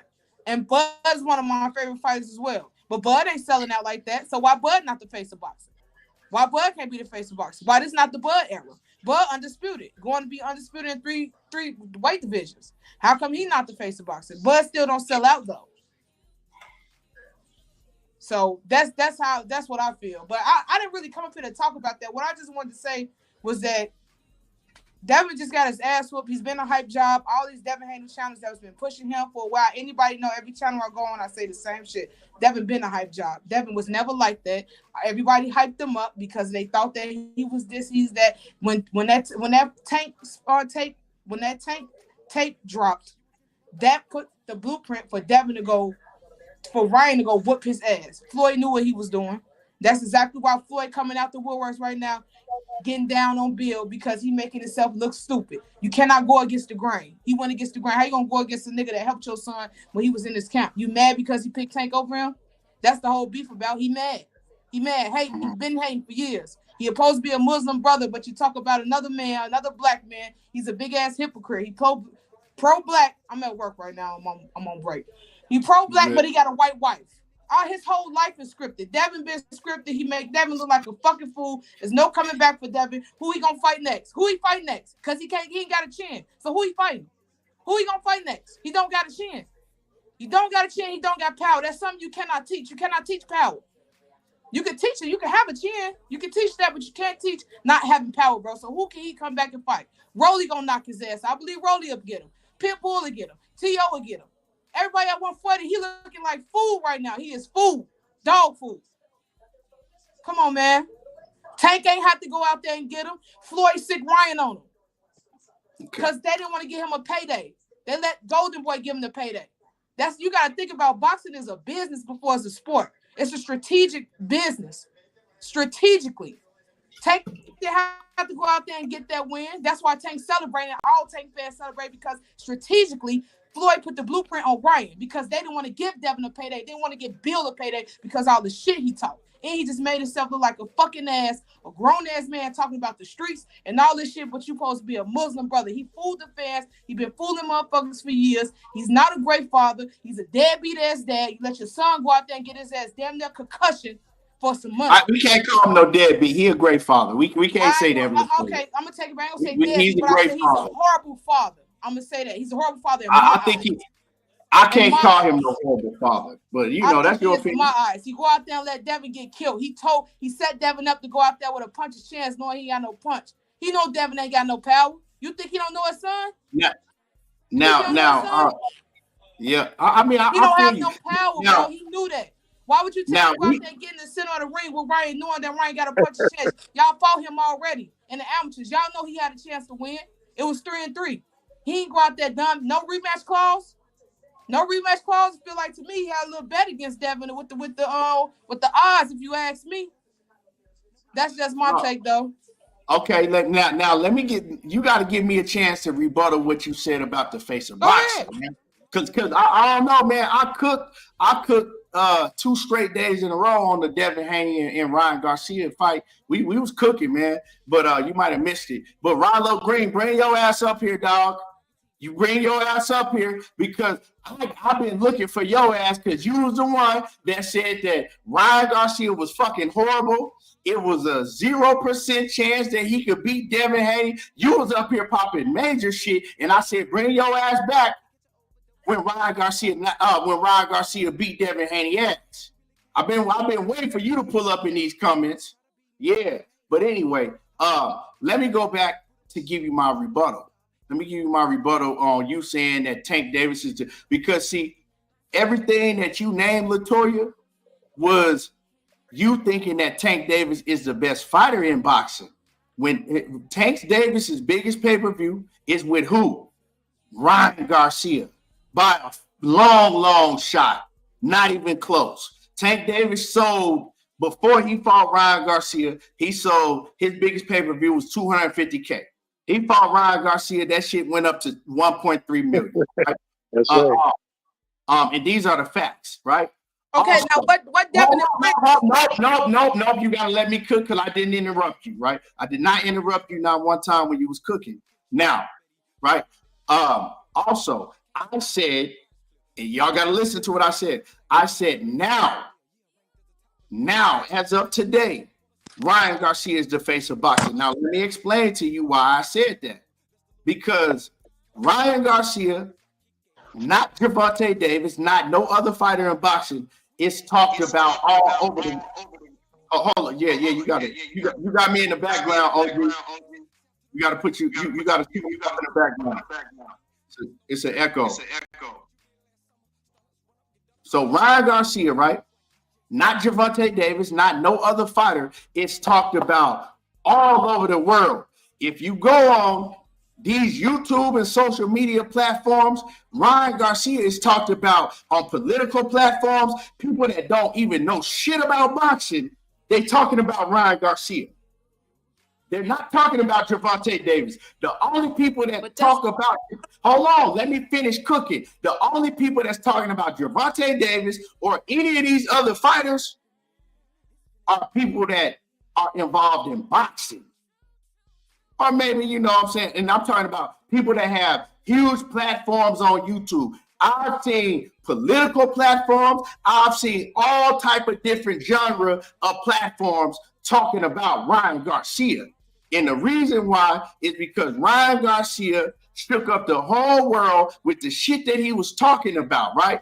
And he got eyes on boxing with people that never watched boxing before. People that didn't know shit about boxing, wasn't even thinking about no boxing, didn't know who a fighter was until Ryan Garcia. He brought a whole different, demographic to watch boxing. And all that shit that he was doing, and he won. And when he won, right, before he won, everybody was talking about Ryan Garcia. But when he won, now it's like, hold on. Now we got to take him serious. And everybody is talking about him. That's why he is the face of boxing. Not Gervonta Davis, not Canelo Alvarez right now. Now, it doesn't have nothing to do with your motherfucking resume, with who you fought or how good you are in the ring. That's where y'all got this shit twisted up. Oh man, well, he lost the how can he be the face of boxing? Because he lost the Tank. That don't have nothing to do with nothing. The face of boxing is when everybody is talking about you. Everybody is now talking about this fighter. When they think of boxing, they talking about Ryan Garcia. They ain't talking about Bud Crawford. They ain't talking about Errol Spence. They don't even know who them motherfucking dudes is. They ain't talking about Gervonta Davis. They are talking about Ryan Garcia. That's why right now he is the face of boxing. Now, do I think that's going to last long? No, because Ryan Garcia is undisciplined, right? And as soon as he get in there with another big fighter that can fight, and if he go in there undisciplined like he is, see, that shit is going to catch up to him. Drinking and partying and smoking and not sleeping, it's going to catch up to him. And right now, he's hard-headed because he beat Devin Haney doing all of that shit. And now he think that he can beat the rest of these fighters doing all that shit. And that window is going to be very, very short. Now, if he go out there and get his ass beat, you know, people going to clown him. And then after a while, people going to stop, you know, talking about him. But Ryan Garcia is the reason that all eyes are on boxing right now. And now, I told you I would back this shit up with actual facts and stats. If you type in Ryan Garcia and you type in Gervonta Davis, name, it's something called mentions, right? And mentions is a hashtag, and that hashtag tells you what ranking that person's name is. And Ryan Garcia's name is way above any of them. It ain't even close. It ain't Tank Davis. Ryan Garcia's name, when you hashtag his mention, is right up there with the Floyd Mayweathers, the Jake Pauls. So y'all talking from a standpoint of who y'all love as a fighter. I'm not even no big, huge Ryan Garcia fan like that. I'm just giving y'all the facts. You know what I'm saying? Nobody can go to none of these political channels and if you ask them who Gervonta Davis is or who Errol Spence or Terence Crawford is, they're not gonna know. But they're gonna know who Ryan Garcia is because they're talking about him. That's what I'm saying. While he is the face of boxing, he is the fighter. I agree with that. Yeah, and so that's why I was saying people got to let me make my point because he is the one that's bringing all the eyes to boxing. Now, all these casual people that's talking about Ryan Garcia, what you think he gonna do his next fight? His next fight is gonna go crazy because if he had a loss, people would have just looked at him like a clown. And you see, and it's crazy because I'm watching these interviews now, right? And I'm watching these people that's talking about Ryan Garcia, not boxing channels, right? Watching these people that's talking about Ryan Garcia. The same people that were saying that he was crazy, he needed to be in the straitjacket, he needed to, you know what I'm saying, that was dogging him and shitting on him. Now all these people are talking different. You know what I'm saying? They ain't talking about he was crazy no more. They big up in him. They talking like he's a fucking god now. And these the same people that were saying that they shouldn't even let him in the ring. This guy's delusional. We can't stand this guy. He's full of shit.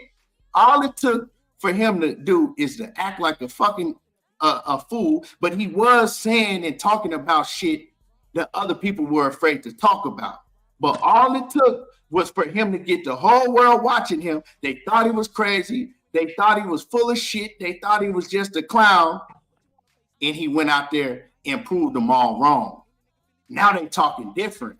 So yeah, he's definitely the face of boxing. And how many Canelo fighting this weekend?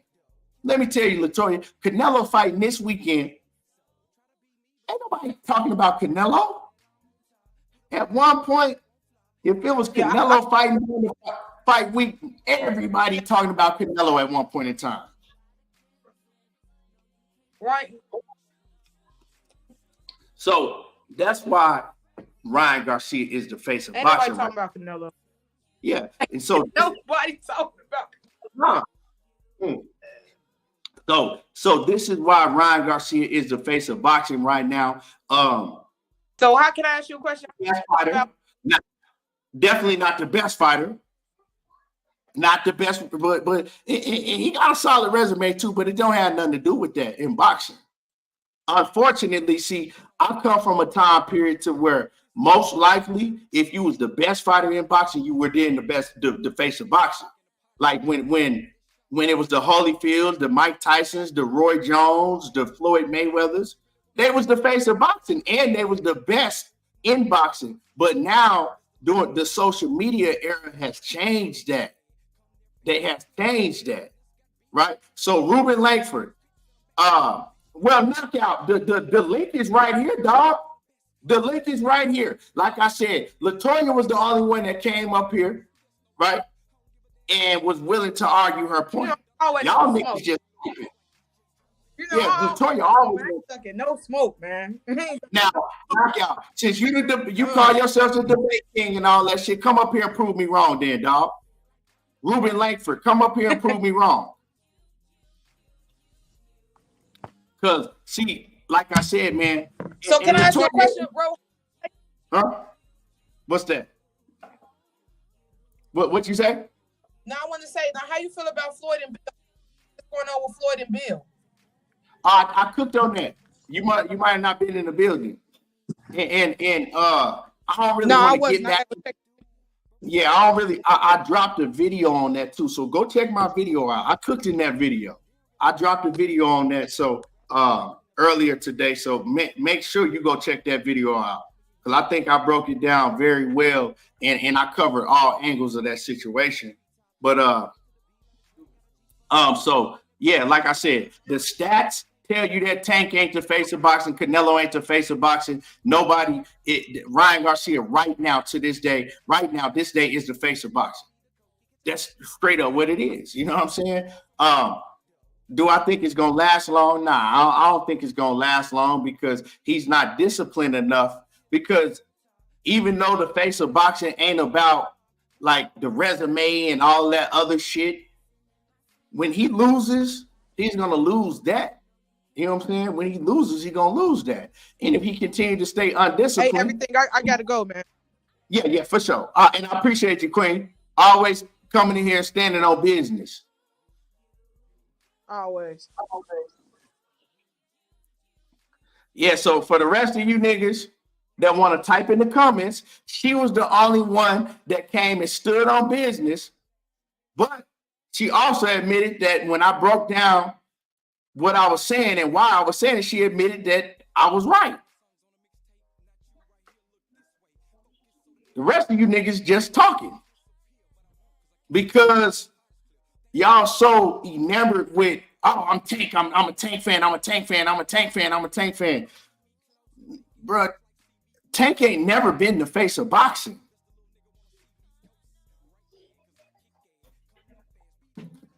Tank ain't never been the face of boxing. You know, no matter what y'all think and what y'all want to feel because y'all fanatics, but he ain't never been the face of boxing. Tank was never bigger than Canelo when y'all was calling him the face of boxing. Now, was he one of the faces of boxing? Oh, yeah. Canelo ain't fighting. I don't know why I keep thinking that Canelo fighting this weekend. Canelo fighting not this weekend, but next weekend. But ain't nobody talking about Canelo.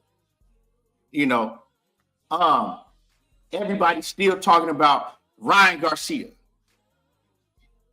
Like I said, the next time Ryan Garcia fights, his shit gonna go crazy.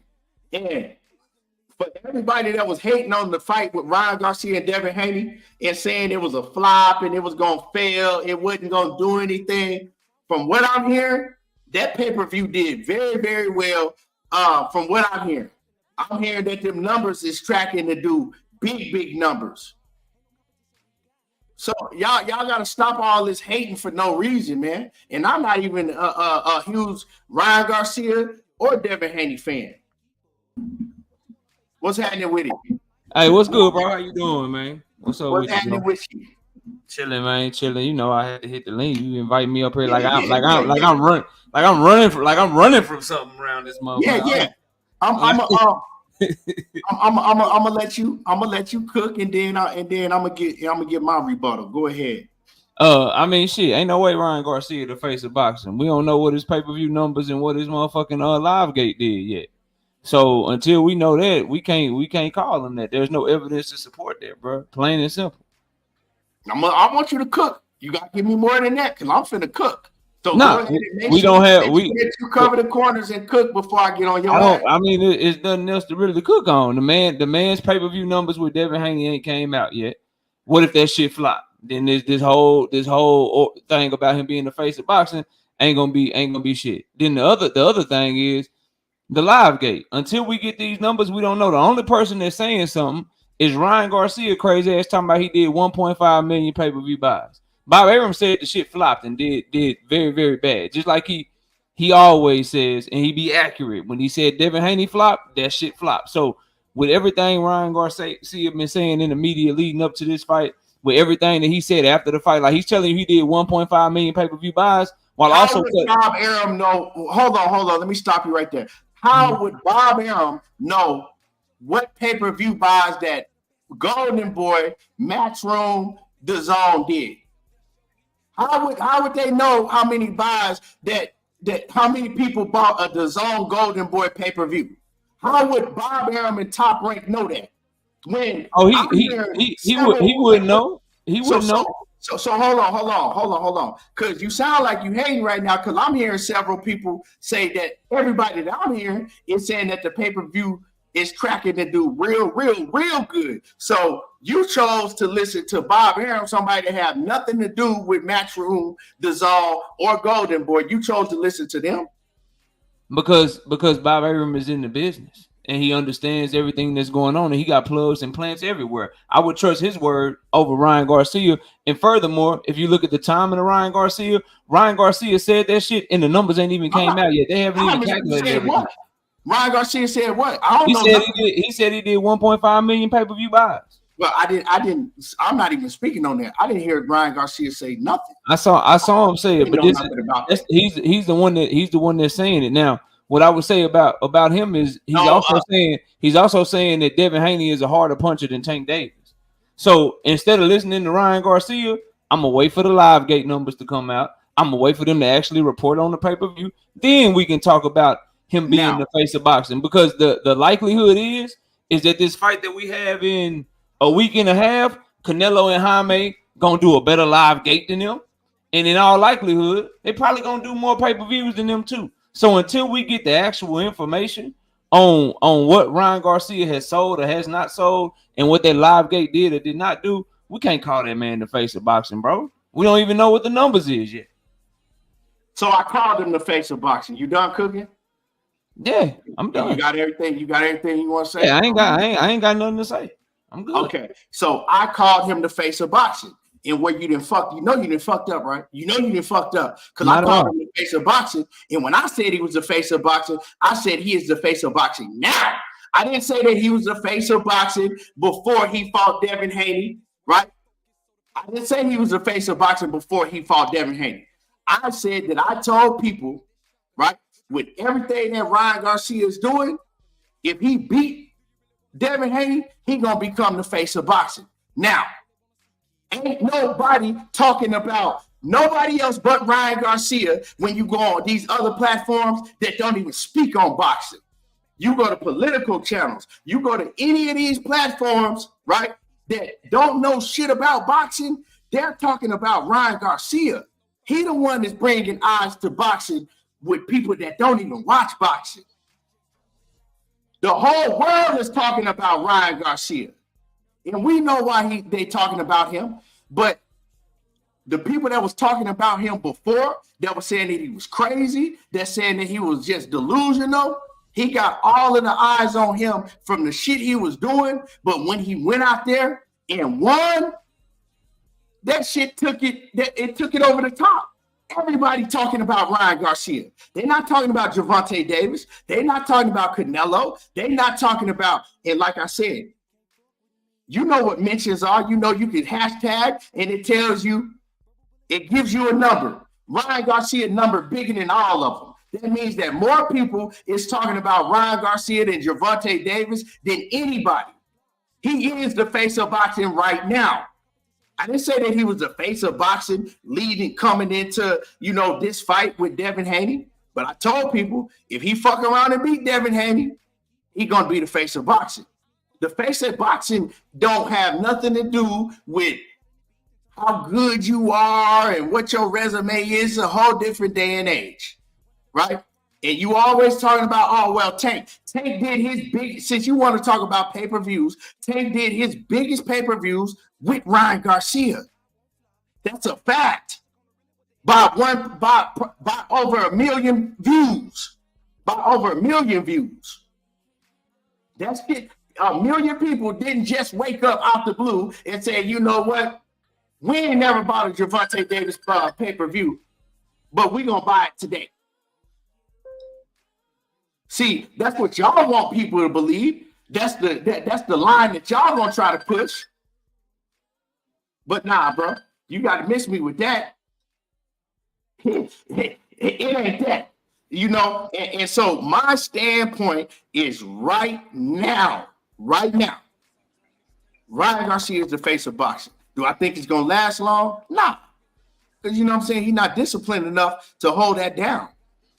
Right now, people all around the world is talking about boxing because of Ryan Garcia. People all around the world talking about Ryan Garcia. So I don't know how upset that make you and mad because it ain't Tank Davis. It's Ryan Garcia. It is what it is, bro. You know what I'm saying? And like I said, the numbers back that up. You're talking about, let's see what the live gate did and all of that. I never said nothing about he was the face of boxing going into the fight on Saturday night. I said he's the face of boxing now. After he fought Devin Haney. Now, you know what I'm saying? Like I said, type in the numbers, dog. Type in the numbers, type in your ats and your hashtags, and it's gonna show you who the bigger name is. And for you to come and talk about the live gate, bro, you can't do that with me, knockout. You know what I'm saying? You can't. Now I can't believe that you think you can do what you're doing with me right now. I'm just letting you know. No, you can't do like, we got to wait to see what the live gate is, because see, what you're trying to do is you're trying to move the goalposts, and his live gate didn't do as much as Tank Davis's live gate, so Tank is the face of boxing. Nah, bro. Nah. Right now, he is the face of boxing.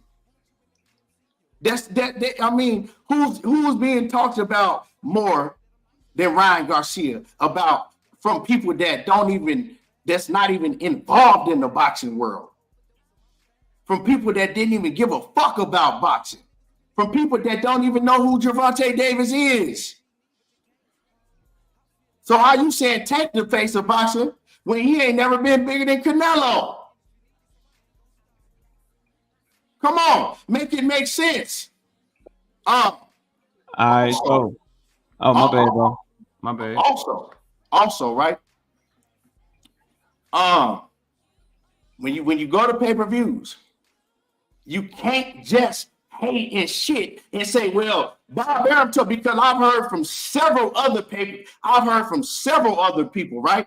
Several other people are saying this pay-per-view is tracking to do very big numbers. First thing you came and did was shit on it and say, Bob Arum said, I don't believe Bob Arum because Bob Arum said that the pay-per-view flopped. What? How the fuck is this pay-per-view going? I guarantee you this pay-per-view ain't flop. How this pay-per-view gonna flop when everybody is talking about the motherfucking fight? We've been in boxing for too long to know all these pay-per-views. People don't be talking about fights like this after a pay-per-view.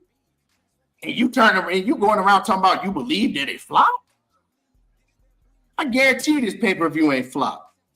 I almost know the pay-per-view ain't flop. Okay. So you out of all people telling me that Gervonta Davis is the face of boxing and the biggest numbers Gervonta Davis ever did without Ryan Garcia is 250K pay-per-view buys, and you telling me that Ryan Garcia and Devin Haney flopped? So you telling me that Ryan Garcia and Devin Haney did under 250K pay-per-views? Because if they flopped, right, and they did more than 250K pay-per-view buys, that means that all of Tank Davis's pay-per-views flopped without Ryan Garcia. Let me make it make sense to me. All right, so oh my bad, I thought you were done, bro.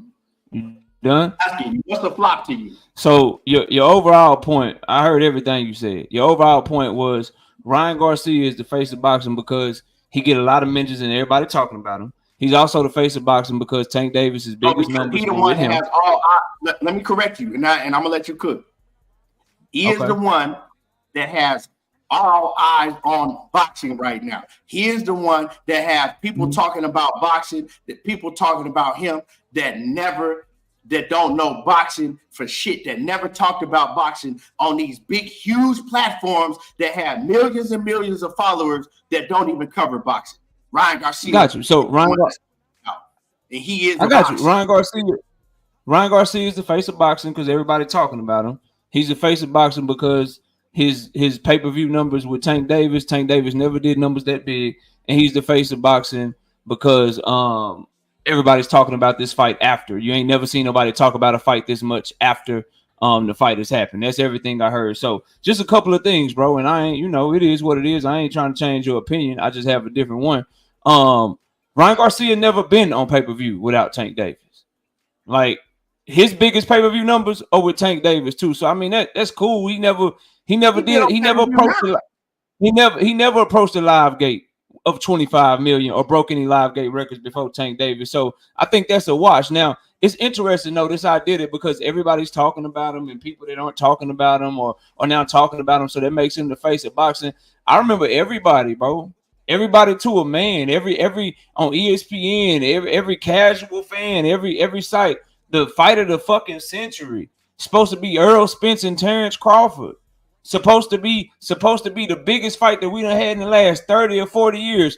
2 fights in 2023 alone outsold them. So this idea that you have and that Ryan Garcia fans have, and I know you ain't no Garcia fan, this idea that y'all have there because a lot of motherfuckers are talking about him, that somehow makes him the face of boxing. No, that don't make you the face of boxing. That just make you popping on the internet. That make you pop over here on YouTube and in different podcasts and shit. But what is them numbers gonna look like? Now, if he come out and you say you hearing that it's doing good, okay, cool, it's doing great. If the live gate is great, all right, cool. What's gonna always make you the face of boxing, bro, is the revenue that you generate and all them clicks, all them mentions, all them tags. All that shit, man, that ain't gonna mean nothing if you come out and you realize that the 14,000 people that they had in the arena, 3,000 or 4,000 of them seats was comped, and the live gate did 2 million. In the pay-per-view sold 300, 400,000. That ain't gonna make him the face of boxing, bro. So it's too early to say just because niggas is talking about him and he popping right now. Remember Terence Crawford after the motherfucking Errol Spence fight? That nigga was all over everywhere, bro. Breakfast Club interviews, motherfucking casual fan interviews, podcasts that don't even cover boxing. Had Terence Crawford on after he did what he did to Errol Spence. That nigga, you couldn't go a day without seeing him on the interview. Did that make him the face of boxing? No. Why not? Because when them numbers came out, people was like, yo, hold up, like this nigga, he the toast of the town. He pound for pound number 1. He put on the best performance of 2023, but them motherfuckers numbers came out and shit, Canelo and Jamel outsold these motherfuckers, and nobody even knew that fight was coming. Tank and Ryan outsold them by double, and wasn't nobody talking about Tank and Ryan like they was talking about Earl and Bud. So I just think, bro, for me, your overall premise of this nigga being the face of boxing simply because a bunch of niggas is talking about him that's never talked about boxing before, I just can't get with that. Me, myself, I'm not saying it's Tank. I'm not saying it's Canelo, because Tank ain't fought this year yet. Canelo ain't fought this year yet. I'm saying, let's see what numbers Ryan do. Canelo got a fight in 9 days. Let's see what numbers he do. Tank got a fight in a month and a half. Let's see what numbers he do. And then we can have this conversation. But this idea that he's the face of boxing right now, when there's no confirmed reports of the pay-per-view numbers, there's no confirmed reports of the fucking live gate, that shit crazy. Just because a bunch of motherfuckers talking about him, that shit happens in all big fights. Motherfuckers was talking about Bud like crazy. Like that's what's gonna happen after this fight with Tank and Frank. People gonna talk about it the whole week after. Like that's what the fuck is gonna happen, bro. So I just think we gotta wait, bro, because people gonna look real dumb, because gonna look real stupid if they did like a $2 million live gate, because the tickets wasn't moving, bro. The tickets were not moving. You can get on Ticketmaster. Them live gate tickets, they were not moving. They dropped the fucking price, bro. They dropped the price, and they put a Groupon on that bitch. Look, if you buy a ticket, we'll give you 50% off your motherfucking hotel room. And then they dropped the price by 100% the week of the fight. I don't know about y'all, but I know supply and demand. If the shit is in great demand, you charge up the closer you get to the fight. The fact that they were dropping ticket prices the closer they got to the fight alone lets you know that shit wasn't moving. So my simple point is, I'm not saying the nigga is the face of boxing. I'm not saying that he ain't the face of boxing. I'm saying there is no evidence that anybody should be calling him the face of boxing right now until you see what he actually did in generating revenue for the sport of boxing. That's it. That's all. Because right now, we know what Tank did his last time out. We know that before this fight, Ryan was on free fucking TV. We don't know what these numbers gonna be, bro. So until you know, I think you might be jumping off the porch a little bit early, because it's gonna look real foolish if it come back and this motherfucker live gate is less than 5 million. Then it's gonna look real crazy if it come back and these pay-per-views is 300, 400,000. It's gonna look real crazy in 3 or 4 weeks if Canelo done outsold this motherfucker 2 weeks later. If Canelo live gate pay-per-views kick him and Devin pay-per-views ass, because you know that's him and Jaime. Them Mexicans gonna show up for that, bro. The Mexicans gonna show up for that. So it's gonna look real crazy calling this motherfucker the face of boxing when in 2.5 weeks Canelo is going and you don't even have his numbers yet. That's all I'm saying, bro. We can agree to disagree, but that's really my only point. I see the brothers up here. I let them cook. Okay, no. You ain't finna let nothing do nothing. I'm getting my shit off. First of all, get your shit off, but I gotta go, bro. Get your shit off. Okay. Yeah.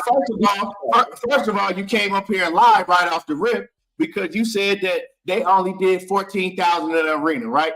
Don't act like I didn't catch that. Now, all you gotta do is Google the attendance say 19,000. They did 19,000, right? That was how many people was in the arena, right? My numbers come from L Dub. My numbers come from L Dub. I stand by what he told me, bro. Close. Say what? You said 14,000. It say 19,000 when you look it up.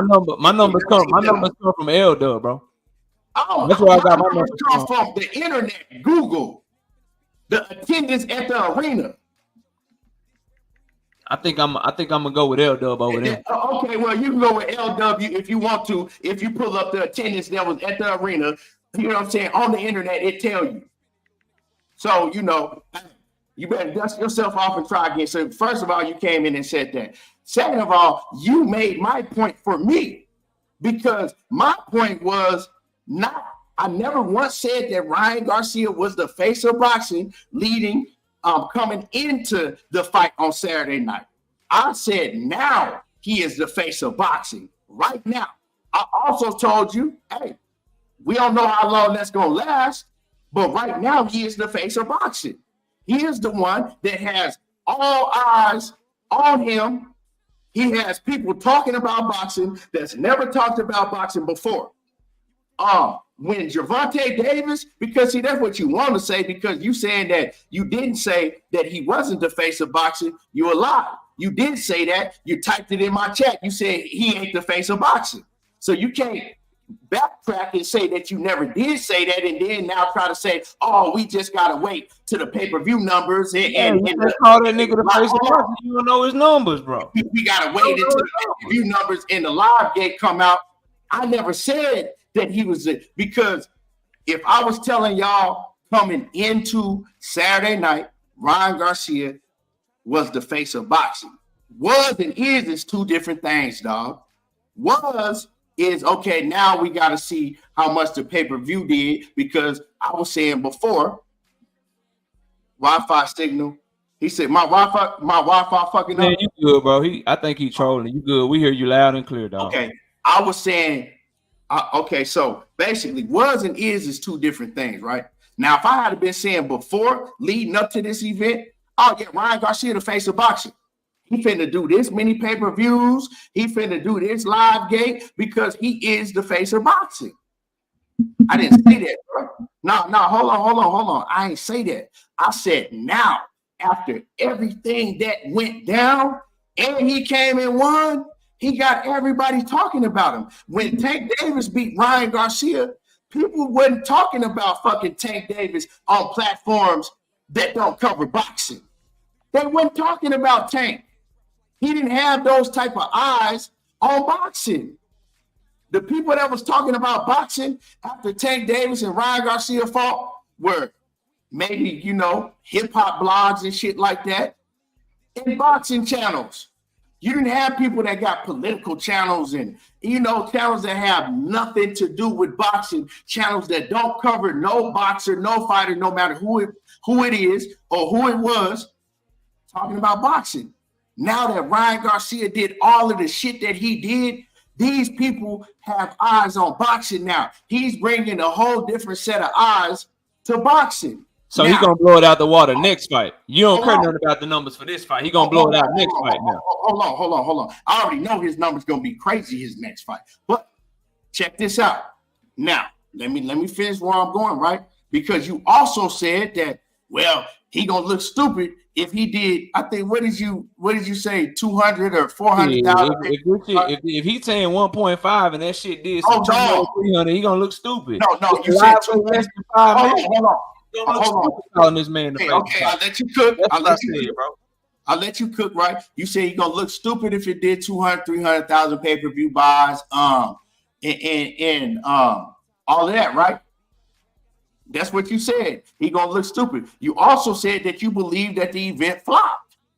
You said you gonna believe that it flopped. Now, like I said, if you go to Gervonta Davis's numbers, the biggest pay-per-view he's ever done without Ryan Garcia is 250,000 pay-per-views. So all I did was ask you, did all of Gervonta Davis's pay-per-views without Ryan Garcia flop? Or do we want to move the goalpost now? Because you saying he's going to look stupid if he did 200, 400,000 pay-per-view buys. But no one was calling Tank the face of boxing when he was doing those numbers.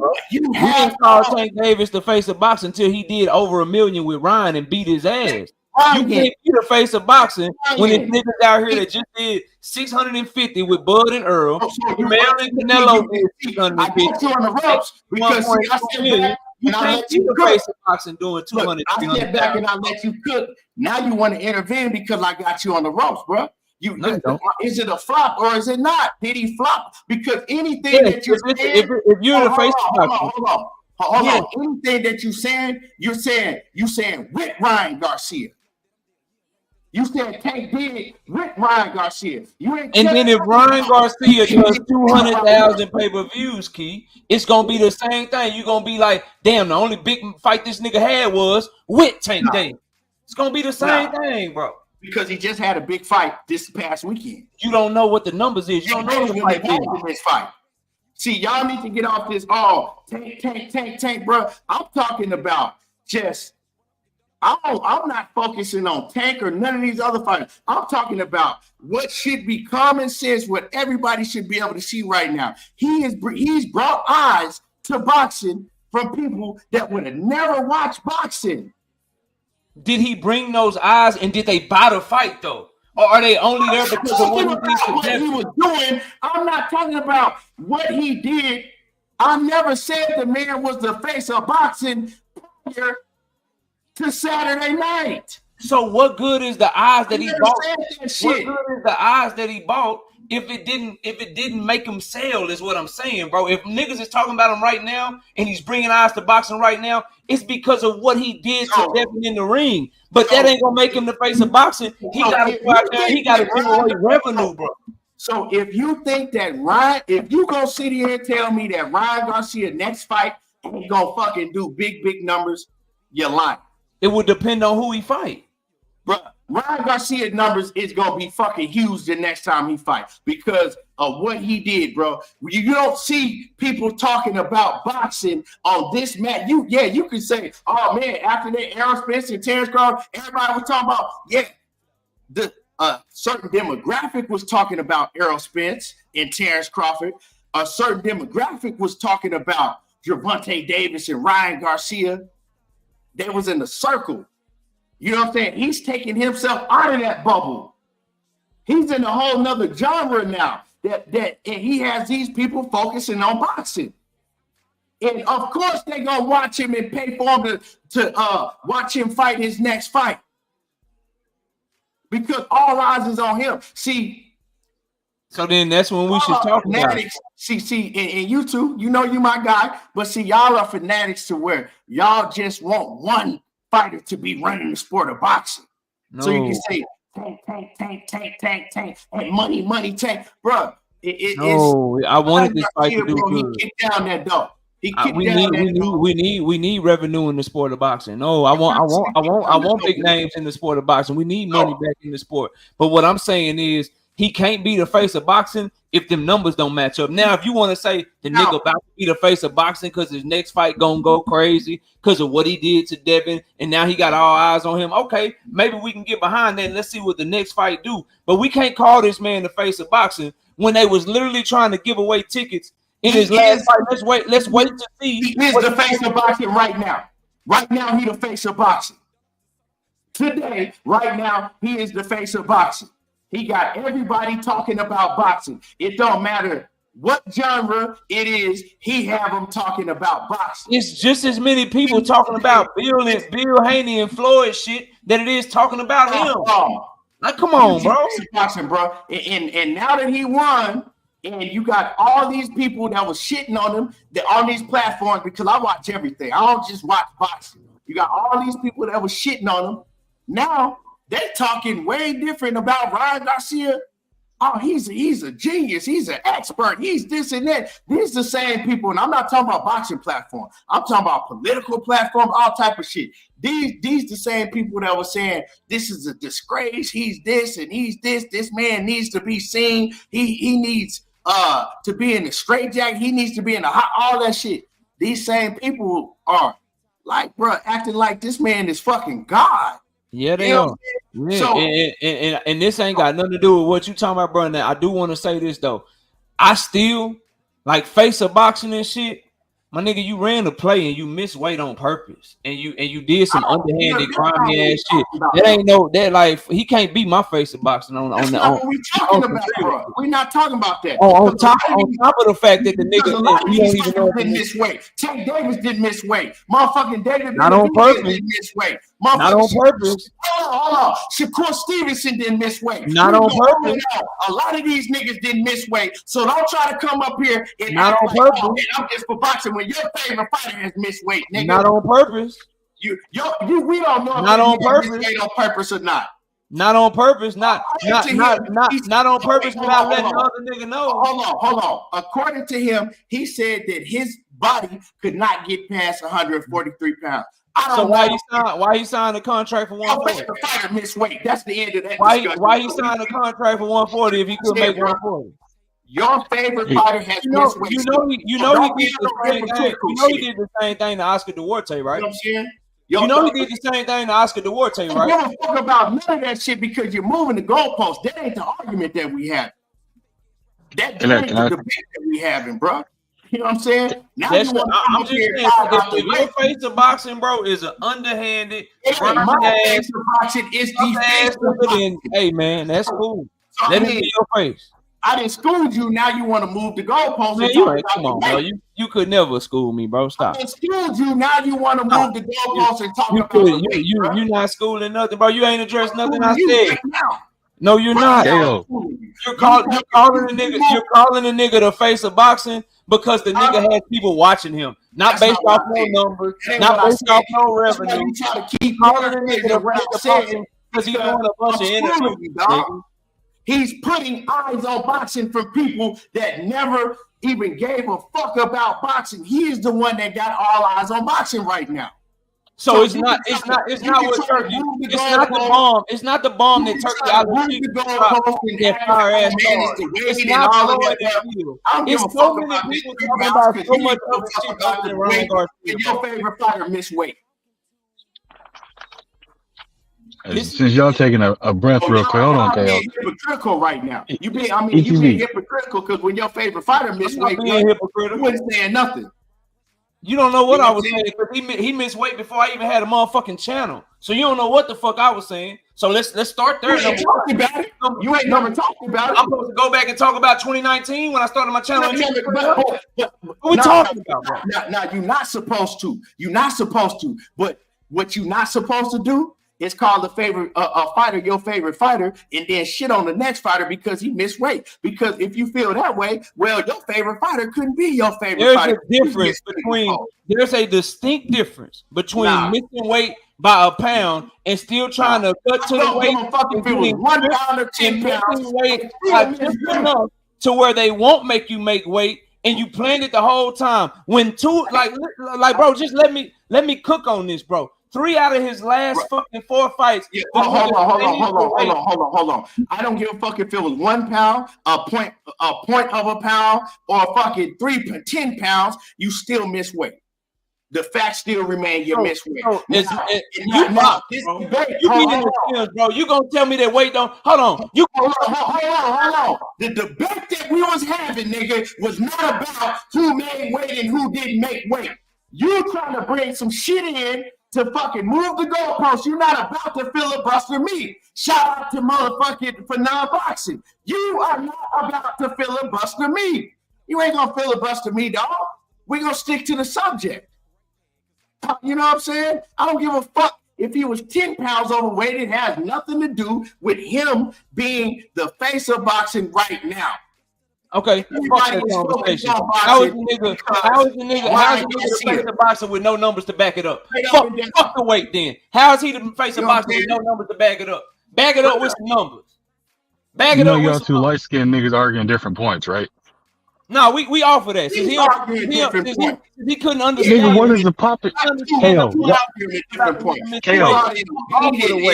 talk about the numbers you got to bag it up, bro. Let's talk about the numbers you got to bag it up to call this nigga the face of boxing. Because every time we talk about it was based on his numbers, my nigga. Every time we even made the argument for Tank, it was based on his numbers, my nigga. So give me some numbers to back up Ryan Garcia being the face of boxing when his last pay-per-view was with the motherfucker I'm talking about right now. No problem. That's not now. You want to talk about moving the goalpost? No problem, bro. Answer my question. When we talked about Canelo being the face of boxing, it was based on his numbers. When we talked about Floyd being the face of boxing, it was based on his numbers. When we made an argument about Tank being the face of boxing, it was based on his numbers. Now give me some motherfucking numbers to back up what you're saying about Ryan Garcia. Nigga, whose numbers was Tank with? Give me the numbers that you have to back up Ryan Garcia. Can't Davis do the numbers with? He did numbers with Ryan. Thank you. He did numbers with Hector. He did numbers with Crowley. He did numbers with Leo. That's all.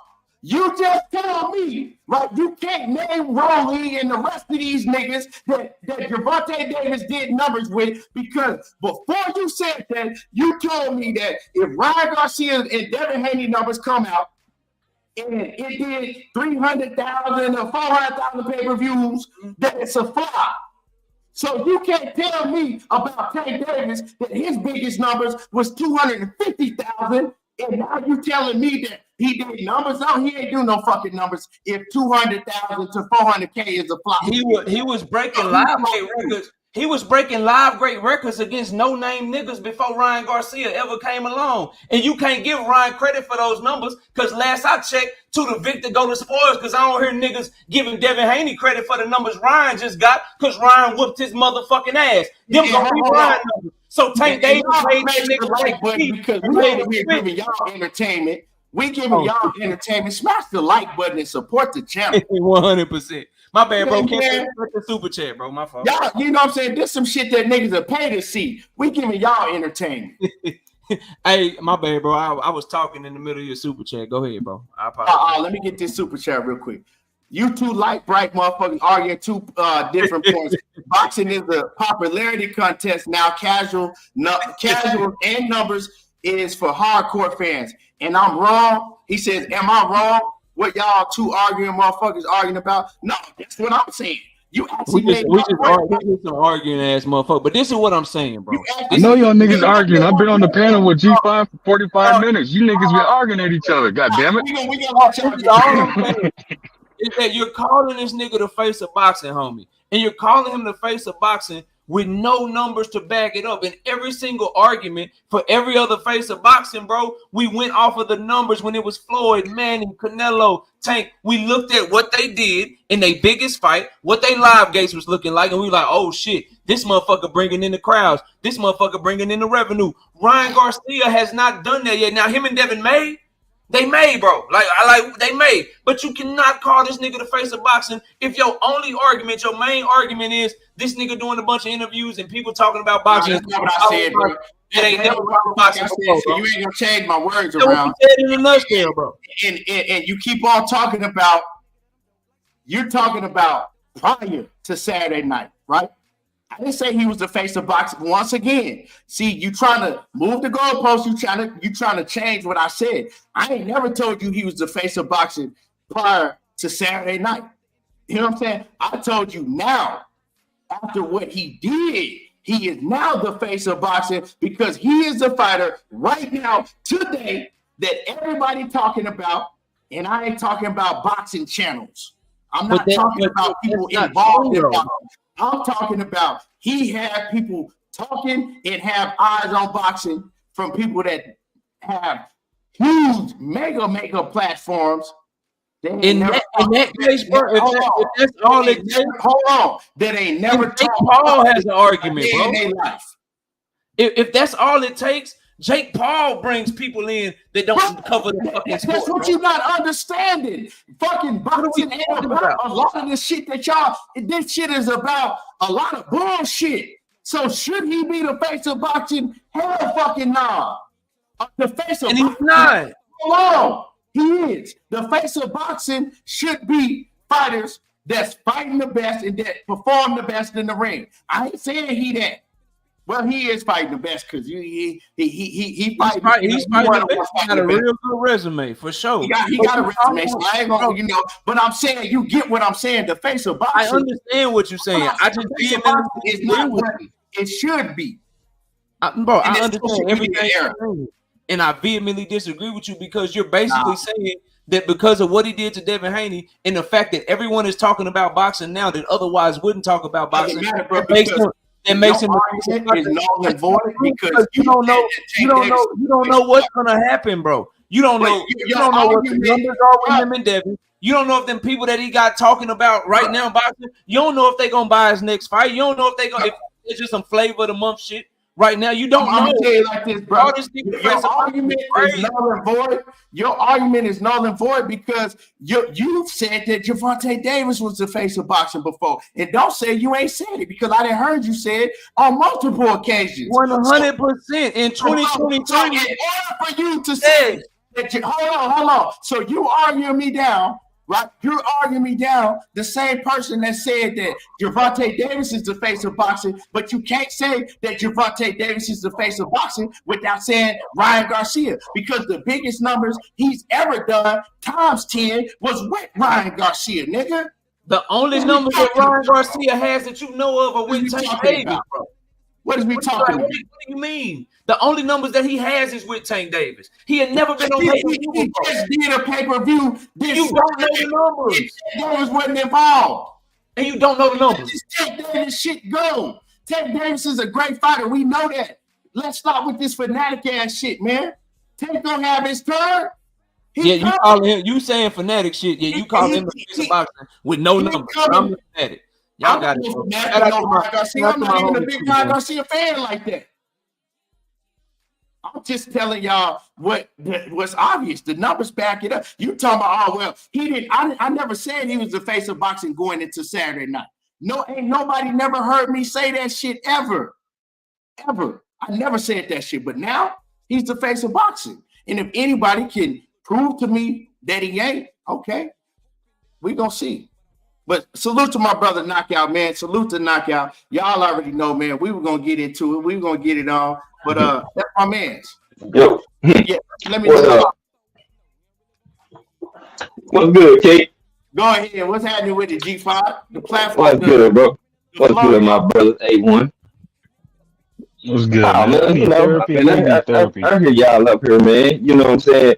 Like, I put it like this. Right now, I feel what both of y'all saying. But with me, I can't really call them the faith. But if you're talking about who the hottest topic and the hottest thing right now, oh yeah, it's definitely Ryan. He's the hottest thing in boxing right now. I've seen people that only do reaction videos over music. They talking about Ryan Garcia. So yeah, right now he's the hottest thing in boxing right now. He's sizzling. You know what I'm saying? So I give him that. Did he up? You know what I'm saying? His stock and how people view him? Yes, he did. Now he got to go do it again. He got to get another stiff opponent, and he got to do good numbers, and he got to go, you know what I'm saying, in my opinion, he got to do it again. He got to go look good in that fashion again. You know what I'm saying? But he definitely, changed the narrative. A lot of people was viewing him and how they looked at him before the fight. You know what I'm saying? A lot of people was calling him pussy and all this other shit like that. You know, so to me, he did up his stock. But the face of boxing is still, it's open. You know what I'm saying? It's open to me. It's some people that you can say they may be the faces, but I'll say it's kind of open right now. But who the hottest topic right now is Ryan. It's keeping it a buck. But we got some other fights coming up, and we're gonna see how those pan out. So that's how I look at it, man. I looked at the fight, I watched it again, and some people mad, they angry, they don't like, you know what I'm saying, people takes on situations, but they expect you to accept whatever take they got on the same topic of situation. That's some sucker shit. You might feel that, oh, man, it was a cheating ass fight, you know what I'm saying, and he did Devin wrong, and hey, that might be your opinion, but you can't get mad and hate and try to slander and be so angry at somebody because they have a difference of opinion, and that's what the hell I've been seeing. Like, hey, if they don't agree with how you feel about the fight, nigga, oh well, it's life. Everybody don't like you, everybody ain't gonna like you, and everybody ain't gonna agree with you. But these folks done fell in love. That's why I've been telling folks. These folks in love with these fighters, man. Quit calling fans. These niggas in love with these dudes. If any fighter can get you emotional and make you lose your mind, you don't like that dude. You love that fighter. Stop the cap. I'm just gonna leave it right there. Some people like, oh man, fuck this. He just up there popping shit. Niggas, the truth. Look how you niggas act. Y'all don't even act like that for y'all woman. But y'all gonna go crazy.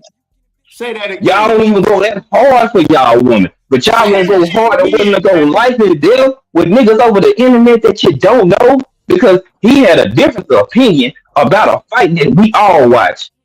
Get the fuck out of here, man. Man, these niggas need to grow the fuck up. Y'all need to get up out of here. I've been seeing so much dick blazing around here about folks, man. This shit is uncanny around here. Uncanny. Man. But they don't want to hear you say, oh, he'll have the wrong game plan. That ain't saying that he a horrible trainer. You just had the wrong game plan on that night. But you can't tell motherfuckers that because they assume that you hating on them. Oh, you trashing them. Oh, Devin lost. That don't mean that he done. He got his ass whooped. But that don't mean that he ain't still a good fighter. Like I said on my live, y'all tap in. Everybody got flaws in this game. It's all about your opponent if he can expose those flaws. Earl got flaws. Wilder got flaws. Tate got flaws. Shit, EJ got him. Every fighter in this sport got flaws. Yes, Game plan, coaching, and you asserting yourself in your game plan. That's what's gonna tell us the difference. But you can't tell it that these folks there, bro. Nah, that's why I'm laughing. You 1,000% right. And let me tell these people in the chat, Knockout ain't ducking nobody. Knockout ain't ducking me. Knockout, he got, he got a lot to get ready for. He got shit that he got to do. You know what I'm saying? Me and him, like I said, me and Knockout then debated each other shit hundreds of times. You know what I'm saying? And it's all love. He ain't running from no smoke. You know what I'm saying? That's Knockout. He love to debate motherfuckers. But yeah, I think that me and him was debating two different points though, because my point is now. His point was previous. Now I believe that if I had said that going into this fight that Ryan Garcia was the face of boxing, then Knockout argument, he would have been right on point. You know what I'm saying? But I think that this pay-per-view between Devin and Ryan, I think when these numbers come out, I think they're gonna be big. I do. You know what I'm saying? I really think they're gonna be big numbers, man. I don't see this pay-per-view flopping, and I think that the live gate is gonna outsell Tank's live gate, and no, I don't, because a lot of people were skeptical. First of all, the live gate, I think that we all agree when they moved the fight from Las Vegas to New York, I think we all agree that we didn't think the live gate was gonna be like that anyway. Because you got two fighters that have a fan base, right, at the time. Now I think Ryan could go anywhere and he gonna fucking sell out big. But before this fight, right, you have two fighters that are coming from California, two fighters that have a West Coast fan base, and you move them and put them in New York.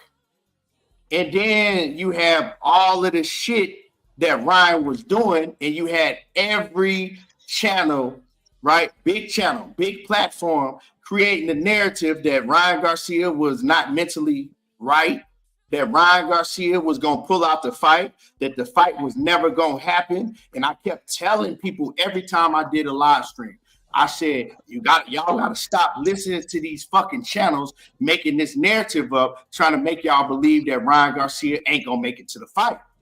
I said, Ryan Garcia is behind the scene. He training. I said, if he wasn't preparing for this fight, Derek James ain't going to go for the bullshit.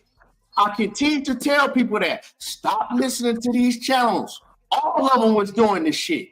All of the fight hypes, all of them was doing it. Saying Ryan wasn't going to make it to the fight, and the fans listened to that shit. So people was afraid to, people, if you flying out of state, you got to book your ticket, your hotel room, and you got to have this shit planned out ahead of time.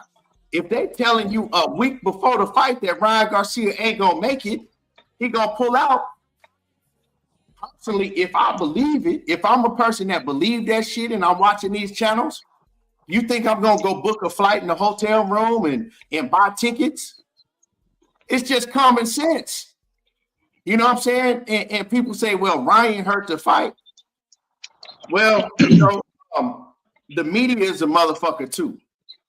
The media is a motherfucker too, because the media can run with any type of narrative, and that's the narrative that they ran with, that Ryan was not going to make it to the fight. They already have a backup opponent in Barbosa. People didn't want to see no motherfucking Arnold Barbosa and Devin Haney. That ain't what people want to see. They want to see Ryan Garcia and Devin Haney, and if they think he pulling out the fight, they're not going to buy the tickets.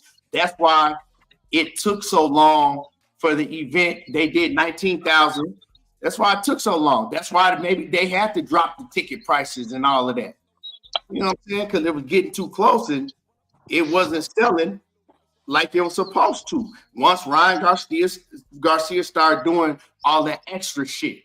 That's all it was. And like I said, it didn't help that they moved him from Vegas to New York. Hey, ATV, y'all hear me? Yeah, we can hear you. Somebody got a lot of noise in the background. That's you. Go ahead. That's me. Hold on, let me fix it. I was gonna say that nigga. You said what? But you on the lake? You got birds chirping? Nah, let me I, close the. I just walked outside. Let me read mine. I just stepped outside. I heard the Yeah, birds chirping on my end. They happy over here today or something. Sun out. Shit. nah, that's over on this end. That's me. No, no, no, no, no. No, I hear them chirping. So I know it's Oh, mine okay. too. I'm out. Yeah. Okay, I was Now, gonna say, nah, and, shit. If and, it had been and Barbosa versus Haney, that shit would have did. Huh? before I let you cook right now, SLP, I'm gonna answer. I'm gonna answer the comment that you made. Right, everybody knows that if a promoter, I don't give a fuck what promoter it is. If a promoter fails to come out with the numbers, it flopped. That's it. That's all. When they don't come out with the numbers, it's guaranteed that it flopped. Because when it didn't flop, they're gonna come out with them numbers and they're gonna brag about that shit. So that's but go ahead. I was gonna say if that would have been Haney versus Barbosa, that shit would have did 250 pay-per-view buys, not 250K or Nah. 25K. That shit would have did 250 pay-per-view buys. But nah, I said it. I said in the super chat because you almost got my ass too. I was doing my daddy duties. So I was putting my kids down for a nap. That's all I was like, I'm gonna come up there and get your ass. But then I'm listening to the words mean everything. You kept saying the face of boxing right now. And I was like, this nigga slick. And then I'm like, while I'm listening and putting my kids down for a nap, I just threw in a quick Google of a couple of things real quick just to see what pop up. And the common face, the name was anything. Ryan was up there. It was Ryan, Tank, Canelo. And they kept alternating whenever you would back out and just do a random search of boxing. His shit was at the top. I was like, this nigga slick. I understood the play of it, and I was like, all right. And that's why I said, I think y'all niggas is arguing two different points because boxing right now done turned into a goddamn a popularity contest. Like, and that's what I'm starting to notice is like for casuals, it's a popularity contest. For diehards, it's based off of numbers, production, who you beat, how you beat them, and everything that goes within like your performance. You know what I mean? So it's like that's why I was trying to interrupt you and KO. I'm like, fuck it, I'm just gonna let y'all niggas go at it. But I was arguing two different points, and I was like, God damn, I was just in there laughing because as much as I understand where KO coming from a diehard perspective, it's like from a casual perspective, it's shit. When you got Good Morning America and all that kind of shit mentioning this weird ass dude or some weird antics, mental, whatever the case may be, it's like he bringing eyes to it, whether they buy it or whatever the case may be. It's the potential, like it's being talked about. And again, boxing at the stage is said now, it's a popularity contest. And that's why I was like, yeah, I was going to try and argue against that shit from a numbers wise, like KO was doing. But then I'm like, the way you phrase the question is based off of popularity. And it's like, you got to give it to him. It is the truth. And obviously his performance, like they went out there and executed. And a lot of people are going to look at it and say, you know what I'm saying? Look at his performance with a black eye. But at the end of the day, it's like, shit, he went in there and got the job done that he was set out to do. His next fight, I think is going to do big too, just based off the fact, again, the eyes he brought to it, how he marketed and promoted it, and people are going to wonder if he can replicate that same performance or not, or was it a fluke, or is it the fact that they fought 6 times before and so they was familiar with one another, all that kind of shit. It's like people are going to want to see his next fight just to see if he able to replicate that again.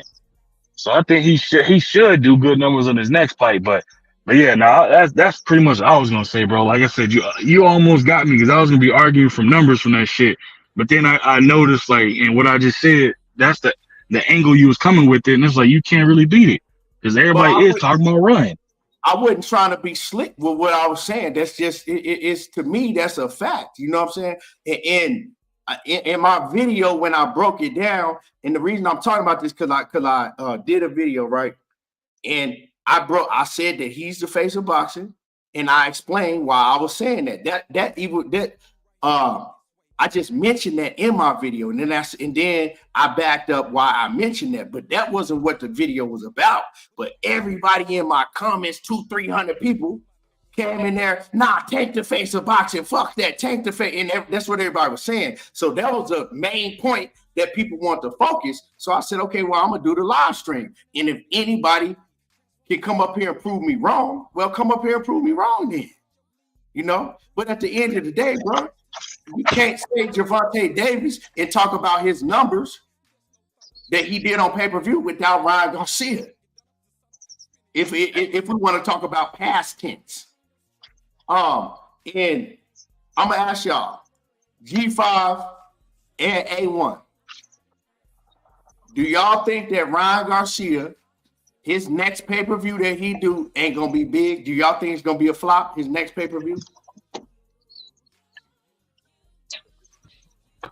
It all depends on who he fight. I think it all depends on who he fight. You know what I'm saying? Now that you done fought Tank and Devin, you had to fight in between, they gonna be expecting you to fight somebody with some type of status.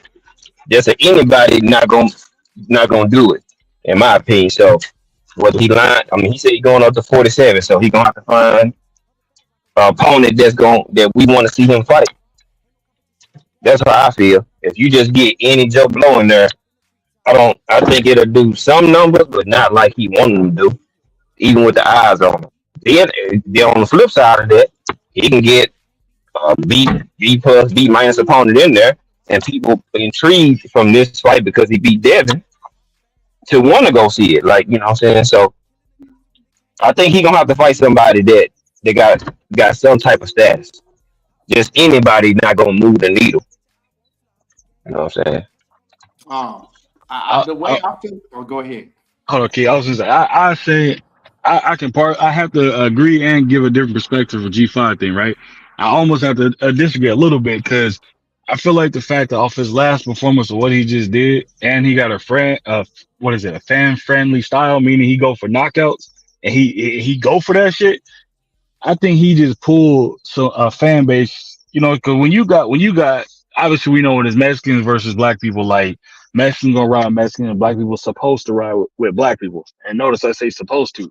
But when you hear from accounts of people that was at the fight, you got other black people sitting in the crowd yelling like when Ryan Garcia knocking him down, like cheering, saying beat that ninja at all this kind of stuff. Is like he pulling fans from different demographics, right? So I think for his next one, I think it's gonna do it at minimum like 250K, but it ain't gonna be.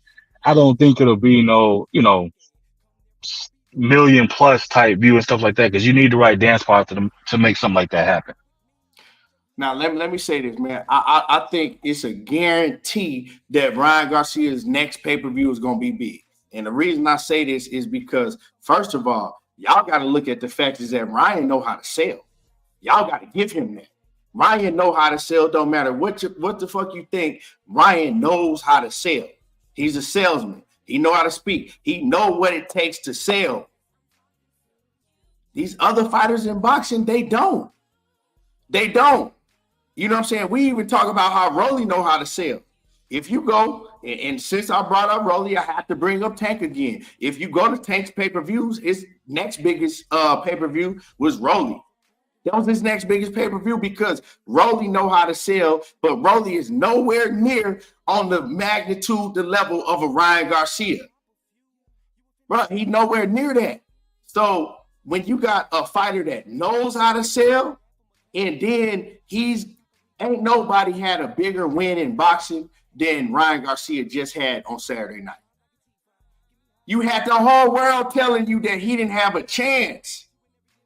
At one point in time, Devin Haney was 11-1 favorite. 11-1 favorite. So it ain't no way that his next pay-per-view gonna fly because he already know how to sell regardless. And now adding on to the momentum that he's coming off of, well, like I said, we gotta come and realize that we talking from our boxing perspective, right? We talking from the inside. People that know boxing, people that know, okay, well, you know, they hyping Ryan up like that, but Ryan ain't really like that.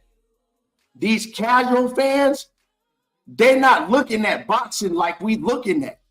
Leonard Ellerbe, one thing that I always agree with him on, and he told you the reason why Gervonta Davis does what he does is because they focus on the casual fans.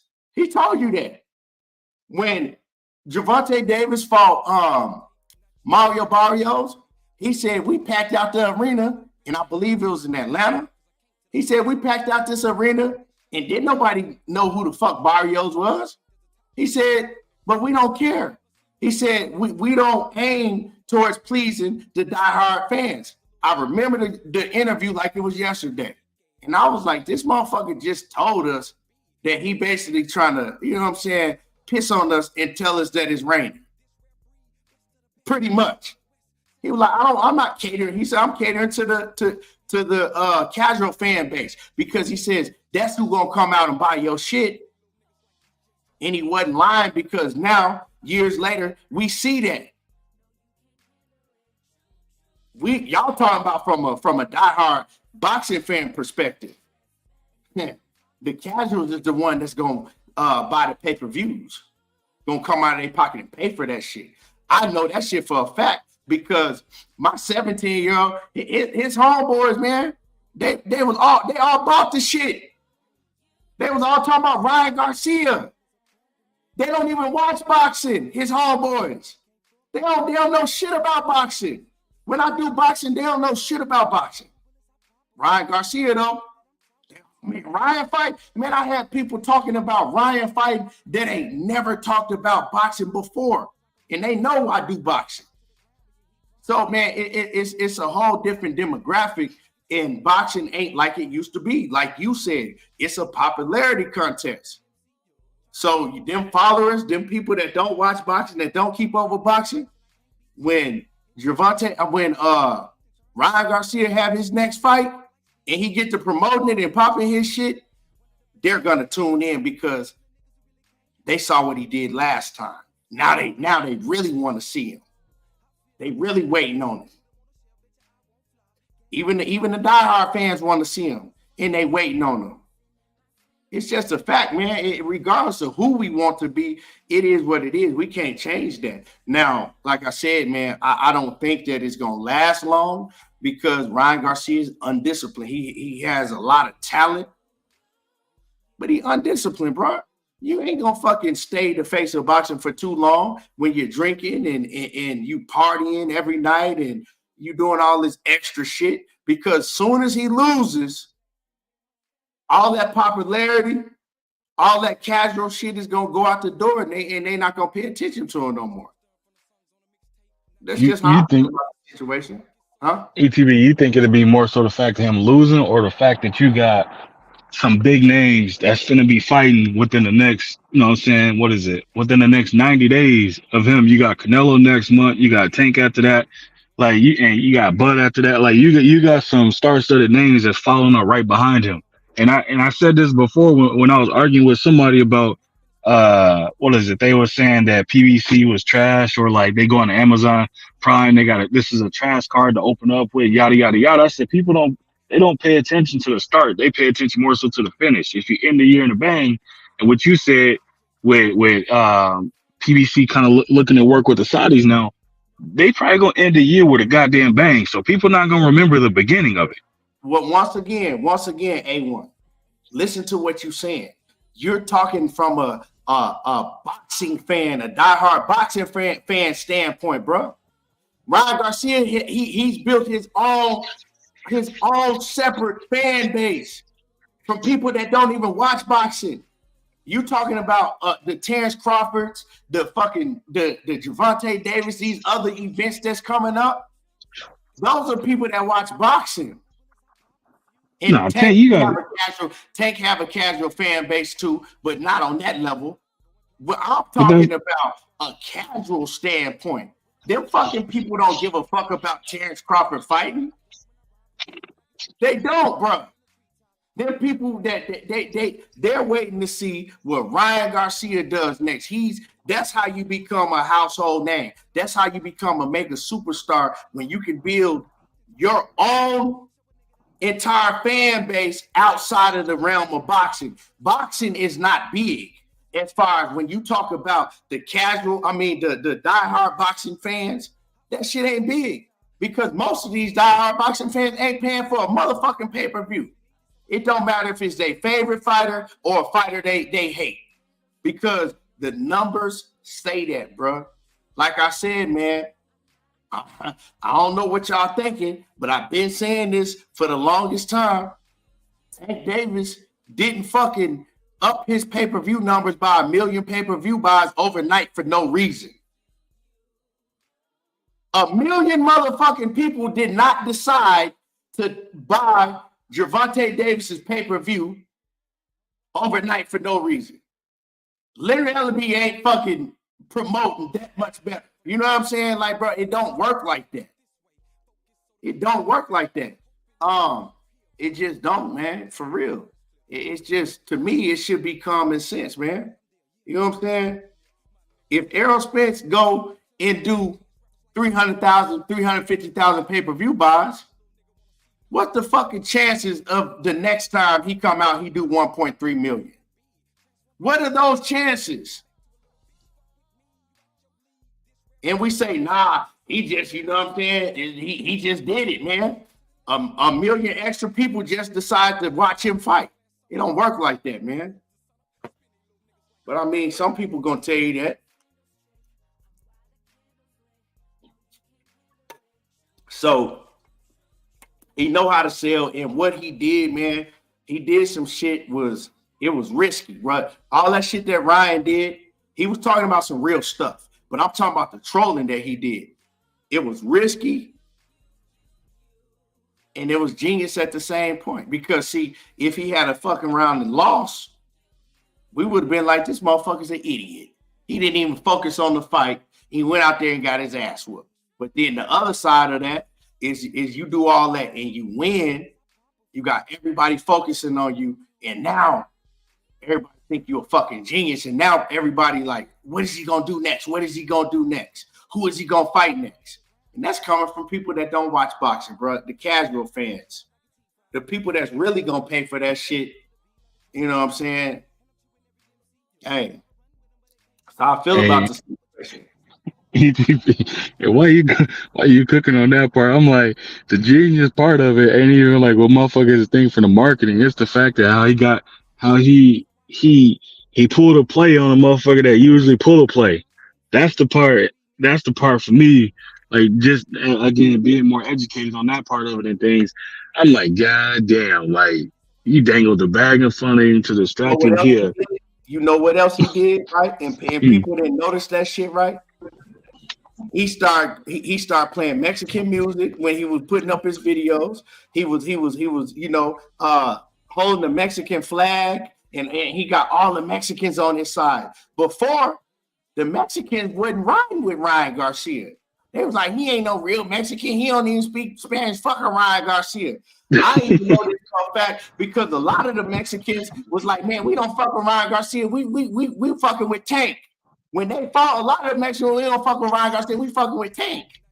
And now this time he came out like he was motherfucking Julio Cesar Chavez. And before you know it, man, he had all the Mexican fans riding with him. He know what the fuck he doing, bro. And he went and got Spanish too, so he can learn Spanish. Yeah, he know what the fuck he doing. Hey, like, this kid is he's undisciplined, but one thing that he is a very, very great marketing expert. That's why people talk. I mean, he got all them Twitter, them Instagram followers. He bought them. No, he's a marketing expert. He know how to market himself. Before we knew who Ryan Garcia was, he was popping up, hitting that fucking bag and making videos with it, showing how fast his hand speed was and all that. He's a genius marketer. And those people, as long as they can win and be in big fights, they gonna be the face, bro. You know what I'm saying? It is what it is. Now he got the Mexican fans riding with him, bro. They got somebody that they can ride with. They riding with him. You ain't topping that shit until he lose. But yeah, man, it is what it is, man. Also, I think he, with him fighting Tank and Devin, I think he proved something to himself. You know what I'm saying? You know how you get that boost of self-confidence when you feel like you belong. Now I think he feel like he belonged. Before, people was more so like they believed he belonged there, or or they like, well, he got the skills, he should be in the mix like that.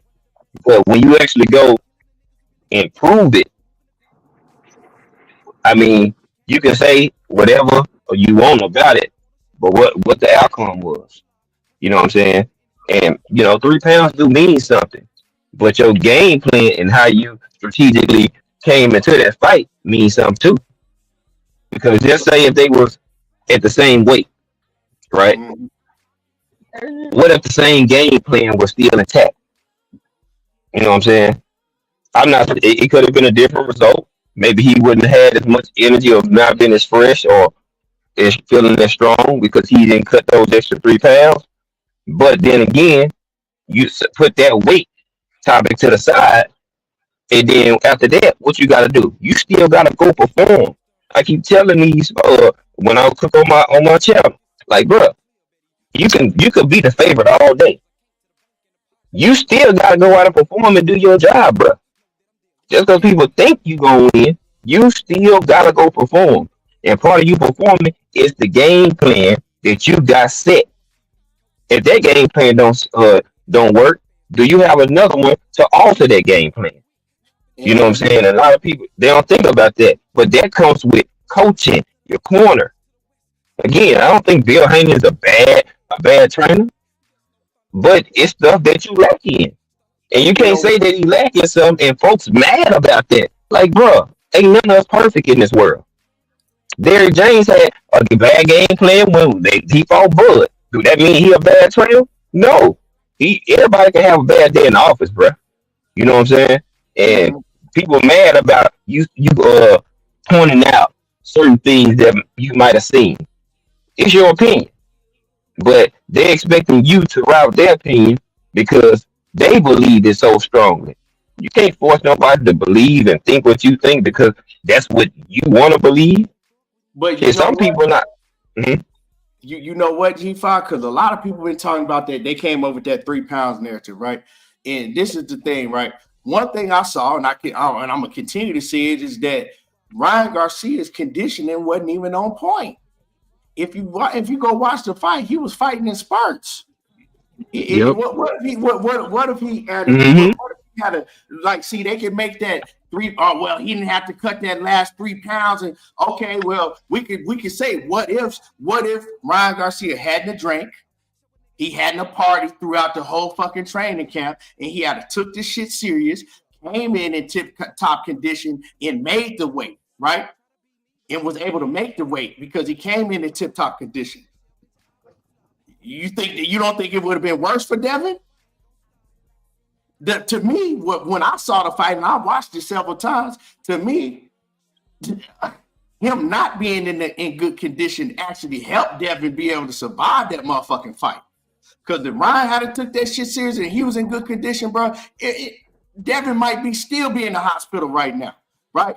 And another thing I got to say about that 3 pounds, right? They saying, well, he didn't cut the last 3 pounds, and the last 3 pounds is hard to cut. I understand that, right? But they also had 38 hours to rehydrate. So with people that's making that excuse, are you telling me that Devin Haney didn't come in the fight 100%? Because that's the only way that 3 pounds would matter, right? The weight cut would matter if Devin was still feeling the effects of the weight cut and Ryan wasn't, right? So are y'all saying that Ryan came into the ring 100% because he didn't have to cut that last 3 pounds, and Devin Haney, he wasn't 100% because he was still feeling the effects of the weight cut? Because that's what y'all got to be saying, that, oh, well, Devin wasn't 100% because he was still feeling the effects. Ain't nobody said that Devin wasn't 100%. Devin nor Bill, nobody said that he was feeling the effects of a weight cut. When I saw the fight, I seen Devin look like he was fully hydrated, 100%. He was dancing in the motherfucking locker room. He was good. So that's what I'm saying. Like, these are excuses. Yes, you are supposed to make the weight, but we all seen that man conditioning was horrible, and we seen that Devin was energetic. He was good. That motherfucker, you know what I'm saying? They had 38 hours to rehydrate. 38, it wasn't, you know what I'm saying? 38 hours to rehydrate. So What is they saying? Can anybody come out and say that Devin wasn't fully at 100%? So, I mean, they making that excuse, but if both of them were in the ring together and neither one of them was feeling the effects of the weight cut, then they was on the even playing field. Then there was 100% because you can't talk about weight because Devin bring his big ass in way bigger than everybody all the time. Motherfucking Devin rehydrated to 135. To 165, he rehydrated in the Regis program. They said that they tried to get Devin. They tried to do a weigh-in, right, the night of the fight, and Devin didn't want to do it. They said that Eddie Hearn was telling Devin Haney to put a rehydration clause in after Ryan Garcia didn't make weight. And he said that Devin and them didn't want to do it because they didn't want to have to do the rehydration clause. So, man, they was both big as fuck, and they both went in there 100% from what we know. For sure. That left hook was concussive. That's what it was. That first one. Like Mike Tyson said, everybody got a game plan until you get punched to the mouth. He got hit, and that shit was yeah, man. So my question is, what was the difference in cutting away for Regis than it was for Ryan? You know what I'm saying? And folks will get mad if you ask that question. Bruh. Like, what was the difference? Because y'all both gonna rehydrate. You know what I'm saying? So it's like you already had to do this weight cut for 140 to get this belt. You did another one. People just don't want to admit that the game plan. What you saying, G5? So he was 100% for Regis, but now what? You was 100% for Regis, but now what? You feel me? And I'm just asking, was you feeling better for Regis? Honestly, I don't know. I felt like he was second guessing Ryan. For Regis, he was locked in a little bit more, but he should have been locked in more for Ryan, most especially when they have 6 fights in the amateur leagues. You know what I'm saying? So he should have been locked in for that, especially because all they 6 fights was close, very close. If anybody watched the old tapes, I mean, there's like maybe 2 or 3 that's online you can watch. There's a few that you can watch from the earlier days, but I mean, his father, Devin, they know Ryan. They know him very fucking well, very well. And me personally, I've been in amateurs back in the days, you know what I'm saying? So when you fight somebody more than once, you know that cat. Whether you in the pros, when you get in the same ring, it's like getting in a street fight with somebody. You scrap with that dude more than one times or whatever. The time come again, you in the ball, whatever, boop, it goes off. Hey, you know that cat. You know what I'm saying? So it honestly, yeah, you can step to extra levels in the professional field, but real talk, amateurs, you in the 12-ounce gloves, you got the helmet, boop, boop, and then when you're in the pros, you ain't got none of that. 8-ounce gloves, and you're gonna get rocked. You hit that, and he knew Ryan got that left hand, and that's another thing I was surprised about Devin Haney. Y'all knew about the left hand. What did you do to prepare for that? Because the first round kicked off. The first round, within 30 seconds of the first round, the first punch that you got rocked with was the fucking left hand. What happened? What are you going to do to change that? So if all y'all know, we all watched the fight.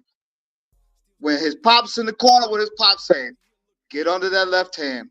That was the only few things that he actually said in the corner. He didn't do anything to say to him, yo, you need to change to switch it up, change the game plan. You know what I'm saying? Because plan A was done. Where's plan B? Was plan C? Because 2 to 5, yeah, he was boxing, he was doing his thing. But honestly, Ryan was resting. Ryan was resting because he honestly didn't pull a full camp for the fight. He didn't actually gusto like he did with Tank, honestly, because he had to cut that weight for Tank, which anybody know that, because you ain't gonna cut down to 135 to that weight class, then have to deal with weight class the next morning if you're not in shape. And he was Skeletor the whole damn time. Not to take anything away from Tank, because Tank's a beast. And honestly, 140, I think Tank would still take Ryan, but just because the way Tank fights, Tank's shorter, you know, he come under them shots. He more patient. Devin Haney didn't fight his fight, and he let Ryan fight his fight. So the left hooks was gonna land every time. Honestly, even to this day, even if they do a rematch, I feel he doesn't have an answer for that left hook. He doesn't have it. A rematch gonna be bad because Devin gonna have that shit in the back of his head mind. Exactly. Remember when he said he slept on it? Like, what are you talking about sleeping on it? Y'all was in press conference interviews, and they were saying you a one-trick pony. All you guys left hook. Tank been talking about it. Everybody talked about it. The left hook. How you gonna get catch with that left hook the whole night? Explain that to me. You know what I'm saying? So when I rewatched the fight, and if you go and look at it right after probably maybe by the fourth round, anytime Ryan Garcia blitzed Devin Haney and let his hands go, Devin didn't know what the fuck to do. He was wrong. Right. And Devin, and people need to realize that Devin, I've been telling people since 2021, right? When me and my brother Batman, we went and studied Devin Haney, right? And Batman used to talk about this shit all the time. Devin has never had good defense. He's always had these huge defensive flaws. He's always had these flaws, but he's always fought smaller fighters with short arm reach, and they couldn't expose it. He didn't know what the fuck to do when Ryan Garcia started letting his hands go and moving forward on him. He didn't know what to do. He had defense. And on that side, on his right side, he always leave it open. And Ryan Garcia is a left hooker. You know? On top of that, the Aaron Bowl jab he got, where he keeps that right hand low and he shoots that jab, and that right hand is low. Like, yeah, it's sad because Floyd yesterday called it. So y'all watched the whole Bill Haney and Floyd thing, and Floyd was on Fight Hype. Floyd said he kept when I throw that jab, I keep that jab right there. My right hand is right there. He didn't keep that jab up. Nah, if you look at Devin Haney when he hitting the heavy bag, go look at him hit the heavy bag. I watched that. Yeah. It's always low. So he's been there, and ain't nobody fixed that. Now you got Bill acting like he an expert trainer. And then y'all, somebody should have been working on that. But so I mean, and we know the flaws that Ryan Garcia have. You know, he just got to equalize it to be able to, cover that shit up at times. But man, I appreciate everybody that got on here. I got a slide, I got a little man right here, man. I got some things I got to do with the fam. But let me get y'all last words. Oh, let me say one more thing before we get out of here. I'll go first and get on up out of here. It's not just when he jabbed.